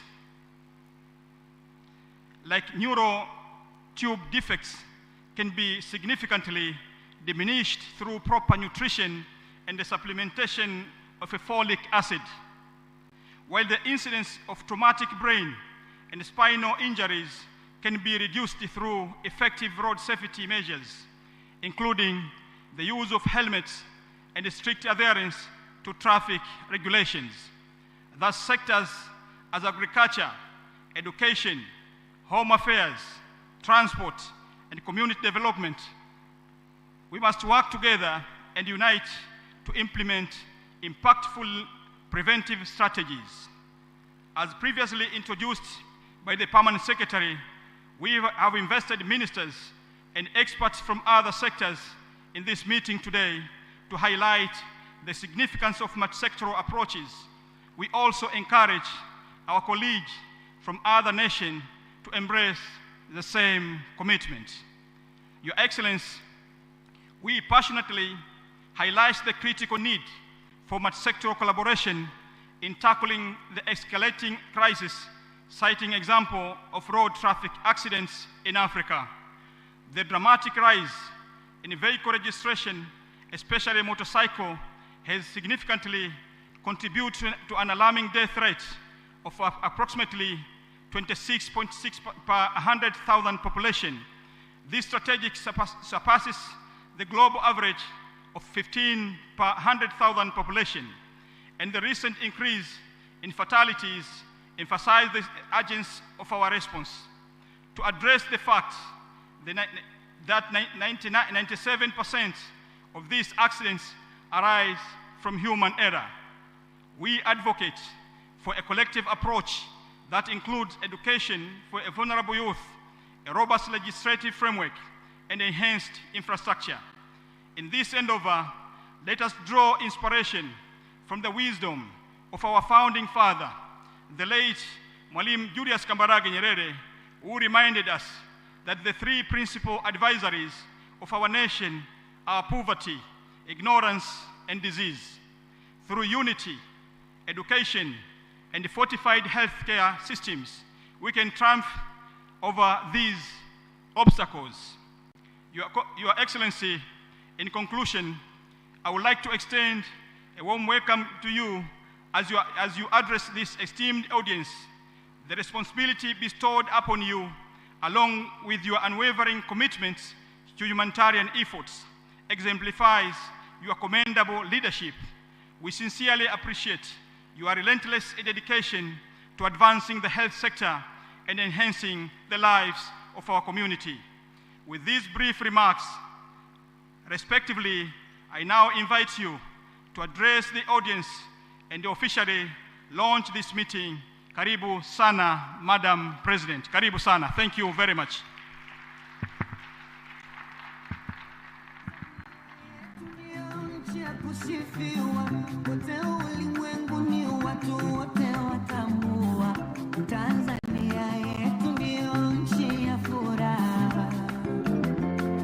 Please be seated. Thank you.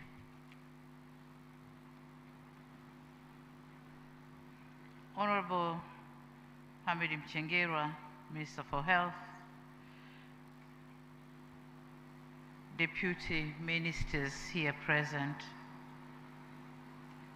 the Chair of the Parliamentary Committee on Health, Dr. Johannes Lukumai, and the members of the committee, Honorable Albert Shalamila, Regional Commissioner of Dar es Salaam, members of the security organs, from Dar es Salaam region, Dr. Saif Shekilage, Permanent Secretary, Ministry of Health, Dr. Mungereza Miraji, Permanent Secretary, Ministry of Health, Zanzibar. Is he here with us? Other Permanent Secretaries and Deputy Permanent Secretaries here present. Dr. Grace Magembe, Chief Medical Officer, Professor Tariq Khan, Chair of the Global Neurosurgery Committee at the World Federation of Neurosurgical Societies, Dr. Othman Kiloloma, President of the Tanzania Neurosurgical Society, distinguished medical professionals here present, international and local experts, representatives of political parties led by CCM, members from the private sector on health, distinguished guests, members of the press, the border transport officers, entertaining groups, ladies and gentlemen, good afternoon. Jamhuri ya Muungano wa Tanzania, kazi na utu. Asante. It is my profound honor and privilege to join you today at the opening ceremony of the second International Neurosurgery Conference of the World Federation of Neurosurgical Societies. I warmly welcome all distinguished delegates from across the world to our great country, Tanzania, and particularly to our vibrant city of Dar es Salaam. This conference is of special significance as it is the second global neurosurgery conference of this nature in the world, following the first, which was held in February 2024 in Peshawar, Pakistan. More importantly, this marks the first time such a high-level global neurosurgery conference is being held in the continent of Africa. We are therefore deeply honored that Tanzania has been chosen to host this important gathering. Karibuni sana, you are warmly welcome. Your presence here reflects not only the global importance of this meeting, but also the growing recognition of Africa's role in advancing specialized healthcare and strengthening neurosurgical capacity. My gratitude to you, the neurosurgeons, for tirelessly working for 3 days, undertaking surgeries to the needy in the country. Thank you very much.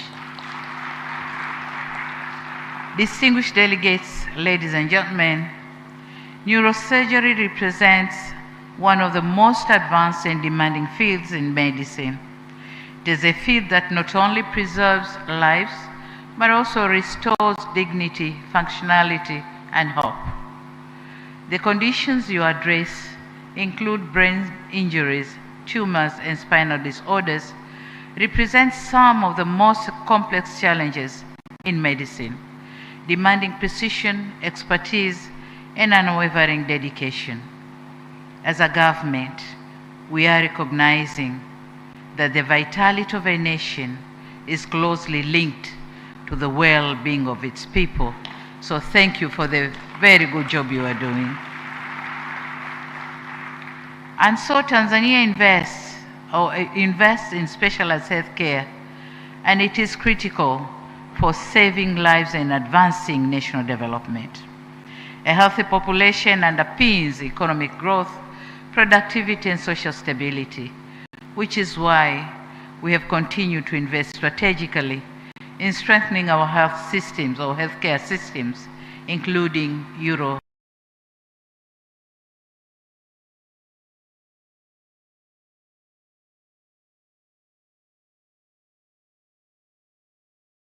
neurosurgery. Over the past 5 years, Tanzania has made significant progress in expanding neurosurgical capacity. The number of hospitals offering advanced neurosurgical services has increased from 2 hospitals 5 years ago or 7 years ago to 7 as of April 2026. This expansion demonstrates deliberate investment in infrastructure, as you have just seen in the documentary. But we are also investing in human resources. As we have seen, we have neurosurgeons recently trained. They are here with us. And technology. And this entails that the country has transited from limited neurosurgical capacity to run more robust, localized, and sustainable systems of excellence. These investments are also contributing to increased surgical volumes and improved patient outcomes across the country. We have also strengthened our surgical workforce, of which the number of surgeons across all specialties has increased from 1,038 in 2020 to 1,580 in April 2026, representing an increase of 542 additional surgeons. During the same period, the number of neurosurgeons in the country has tripled from 12 to 37, out of which 7 are women.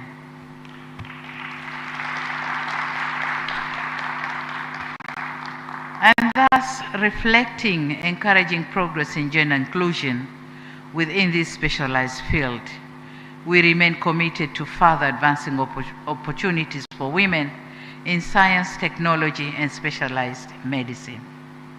These achievements have been made possible through deliberate government initiatives, including the Dr. SAMIA Scholarship and Fellowship programs, as well as strong partnership with regional and international institutions, such as the College of Surgeons of East Central and Southern Africa, called SEXA.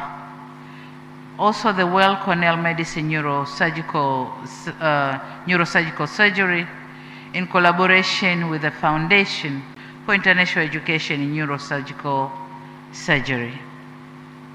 We also have invested significantly in infrastructure and diagnostic services, and the documentary has said it all. And this making Tanzania among the few countries in Africa with this advanced diagnostic capability. In addition, MRI machines have increased from 7 to 14, CT scans from 12 to 97, and digital X-rays from 147 to 457 across public and private facilities. Furthermore, the government has invested in expanding facilities such as the Muhimbili Orthopedic Institute, MOI, outpatient department, and reduce congestion and improve access to specialized care.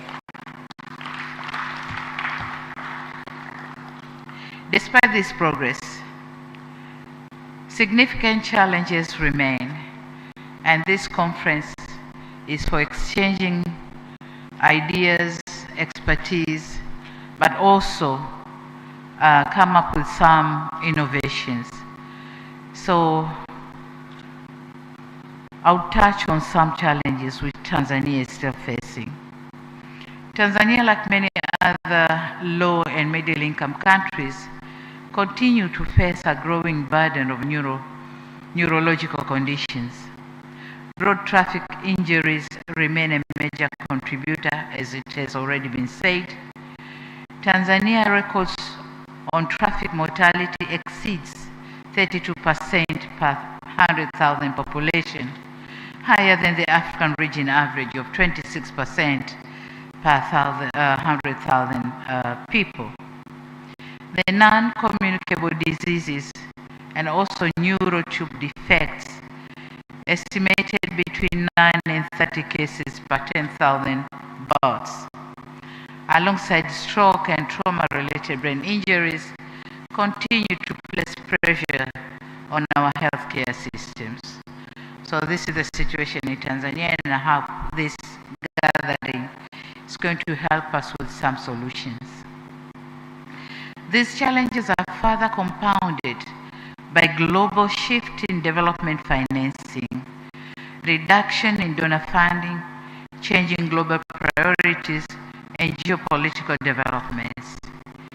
They have affected healthcare financing in many developing countries, including our own Tanzania. We are aware that realities require us to strengthen domestic resources mobilization and adopt innovative financing approaches. And so we are vigorously working on that. In light of these realities, Tanzania remains firmly committed to advancing neurosurgical care and strengthening specialized healthcare services. First, by expanding investment in human capital development through specialized training programs, scholarships, and international partnerships to increase the number of neurosurgeons and other specialized professionals or professions. Second, by enhancing infrastructure and technology, we are equipping referral hospitals with advanced neurosurgical facilities and expanding telemedicine services to strengthen consultation and care delivery. Telemedicine equipment has already been deployed in all tertiary hospitals and the majority of regional referral hospitals, enabling consultations, virtual support, improved access to specialized care, and reduced cost, particularly for underserved communities. Third, by advancing innovative financing mechanisms. Tanzania is implementing universal health insurance to widen access to specialized care, including neurosurgical services. We are also strengthening the procurement pool for medical supplies through the Medical Stores Department to reduce costs and improve efficiency. In addition, we are promoting public-private sector partnership and encouraging investment in pharmaceutical manufacturing and health services delivery to strengthen sustainability. Our focus is sustainability. And fourth, we are modernizing data systems and digital health infrastructure, including the expansion of comprehensive electronic medical records, such as the Government of Tanzania Hospital Management Information System, or GOTHOMIS, to improve clinical decision-making, strengthening health system efficiency, and support research and innovation. These systems will also enhance advanced digital technologies, including machine learning, to improve delivery of super-specialized healthcare services. Distinguished guests, ladies and gentlemen, it suffices to say that this conference provides a valuable platform for sharing knowledge, strengthening collaboration, and advancing innovation in neurosurgery. Governments around the world depend on the experts such as yourselves to guide policy, improve systems, and enhance patient outcomes. I encourage you to use this opportunity to exchange experiences, build partnerships, and develop practical solutions to improve neurosurgical care, particularly in low and middle-income countries. To our international guests, I also invite you to experience Tanzania beyond this conference. I'm told you will be here for the whole week. So while working on the conference, let me tell you that Tanzania is home to the world-renowned attractions, including Mount Kilimanjaro, Serengeti National Park and Ngorongoro Conservation Area, and the historic stone town of Zanzibar. Even the name Zanzibar is very romantic, isn't it? Zanzibar, very romantic. We invite you to explore our country and experience the warmth, hospitality, and rich culture or cultural heritage of the Tanzanian people. Distinguished participants, as I conclude, allow me to reiterate my sincere appreciation to the World Federation of Neurosurgical Societies, the Tanzania Neurosurgical Society, and all partners for choosing Tanzania as host of this important conference. This decision reflects confidence in our progress and our commitment to strengthen specialized healthcare. We remain committed to working with global partners to improve neurological. Having said that, let me confess that to Dr. Kiloloma that the request is heard and received. Again, to the Neurosurgical Society of Tanzania, thank you kwa tunzo. Nimeipokea. Asanteni sana. Lakini nadhani hamtanitunza peke yangu. There are so many players who are working with the government, and so they need to be kutunzwa as well. With those remarks, it is now my honor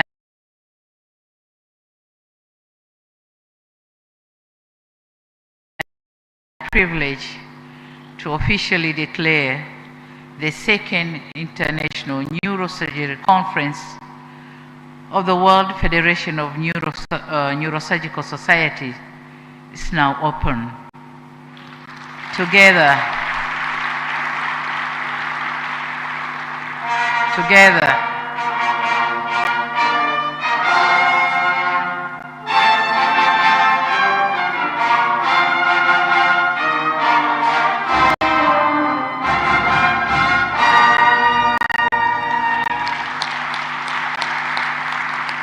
thank you, policeman. So together we are not only advancing science, we are saving lives and restoring hope across our societies. I wish you a successful conference and fruitful deliberations. Thank you for your kind attention. Thank you very much.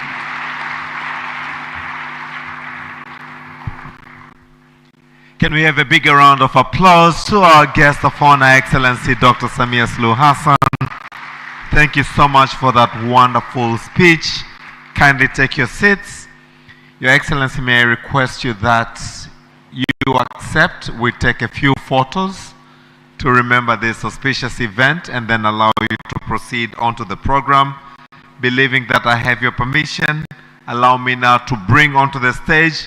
May I call onto the stage all international delegates. Please come through my side and we shall exit through the right-hand side. Please remember as you come to hold your ID badge, not hang it on your neck, but hold it.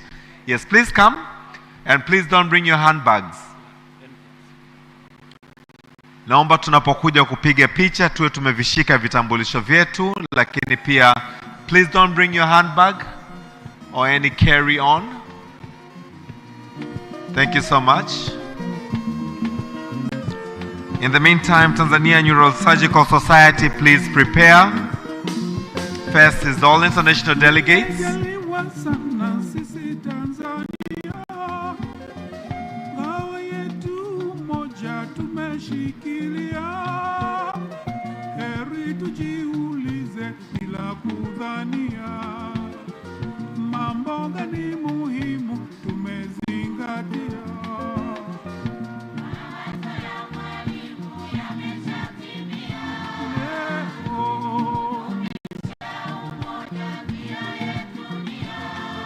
We shall exit through our right-hand side when that is done.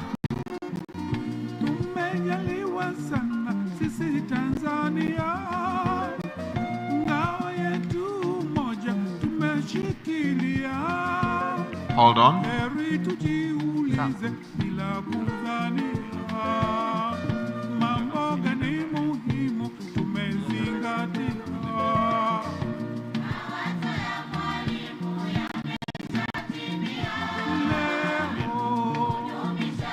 Thank you. Let's exit through our right-hand side. Can I have the next batch of international delegates? Please. If we can speed up. Time is of great essence. May I request. Sikiliza bana. Hebu tafuta duka ambalo unajua utapata mabati yasiyopauka bana. Miss Buguruni, umetoa wapi mabati mazuri namna hii na imara yenye TBS? Nimeyatoa Tumamgamba Hardware, wakala wa Alaf, wapo Buguruni Chama. Hebu mimi niwaishe nikajenge. Huduma zetu ni rahisi na za kitaalamu. Unalipia, unapewa risiti na unachukua mzigo wako papo hapo bila msongamano. Tumamgamba Hardware, sasa tunakuletea mabati yako pendwa ya Sibadumu, Covermax, Versatile, Roman Tile, Tech Deck, Racing Coat pamoja na Max Cover. Pia tuna vigae aina ya Shingo, Wave pamoja na Roman. Tumamgamba Hardware, hapa ndo nyumbani pa mabati ya Alaf. Mabati ya ukweli, bei ya kutabasamu.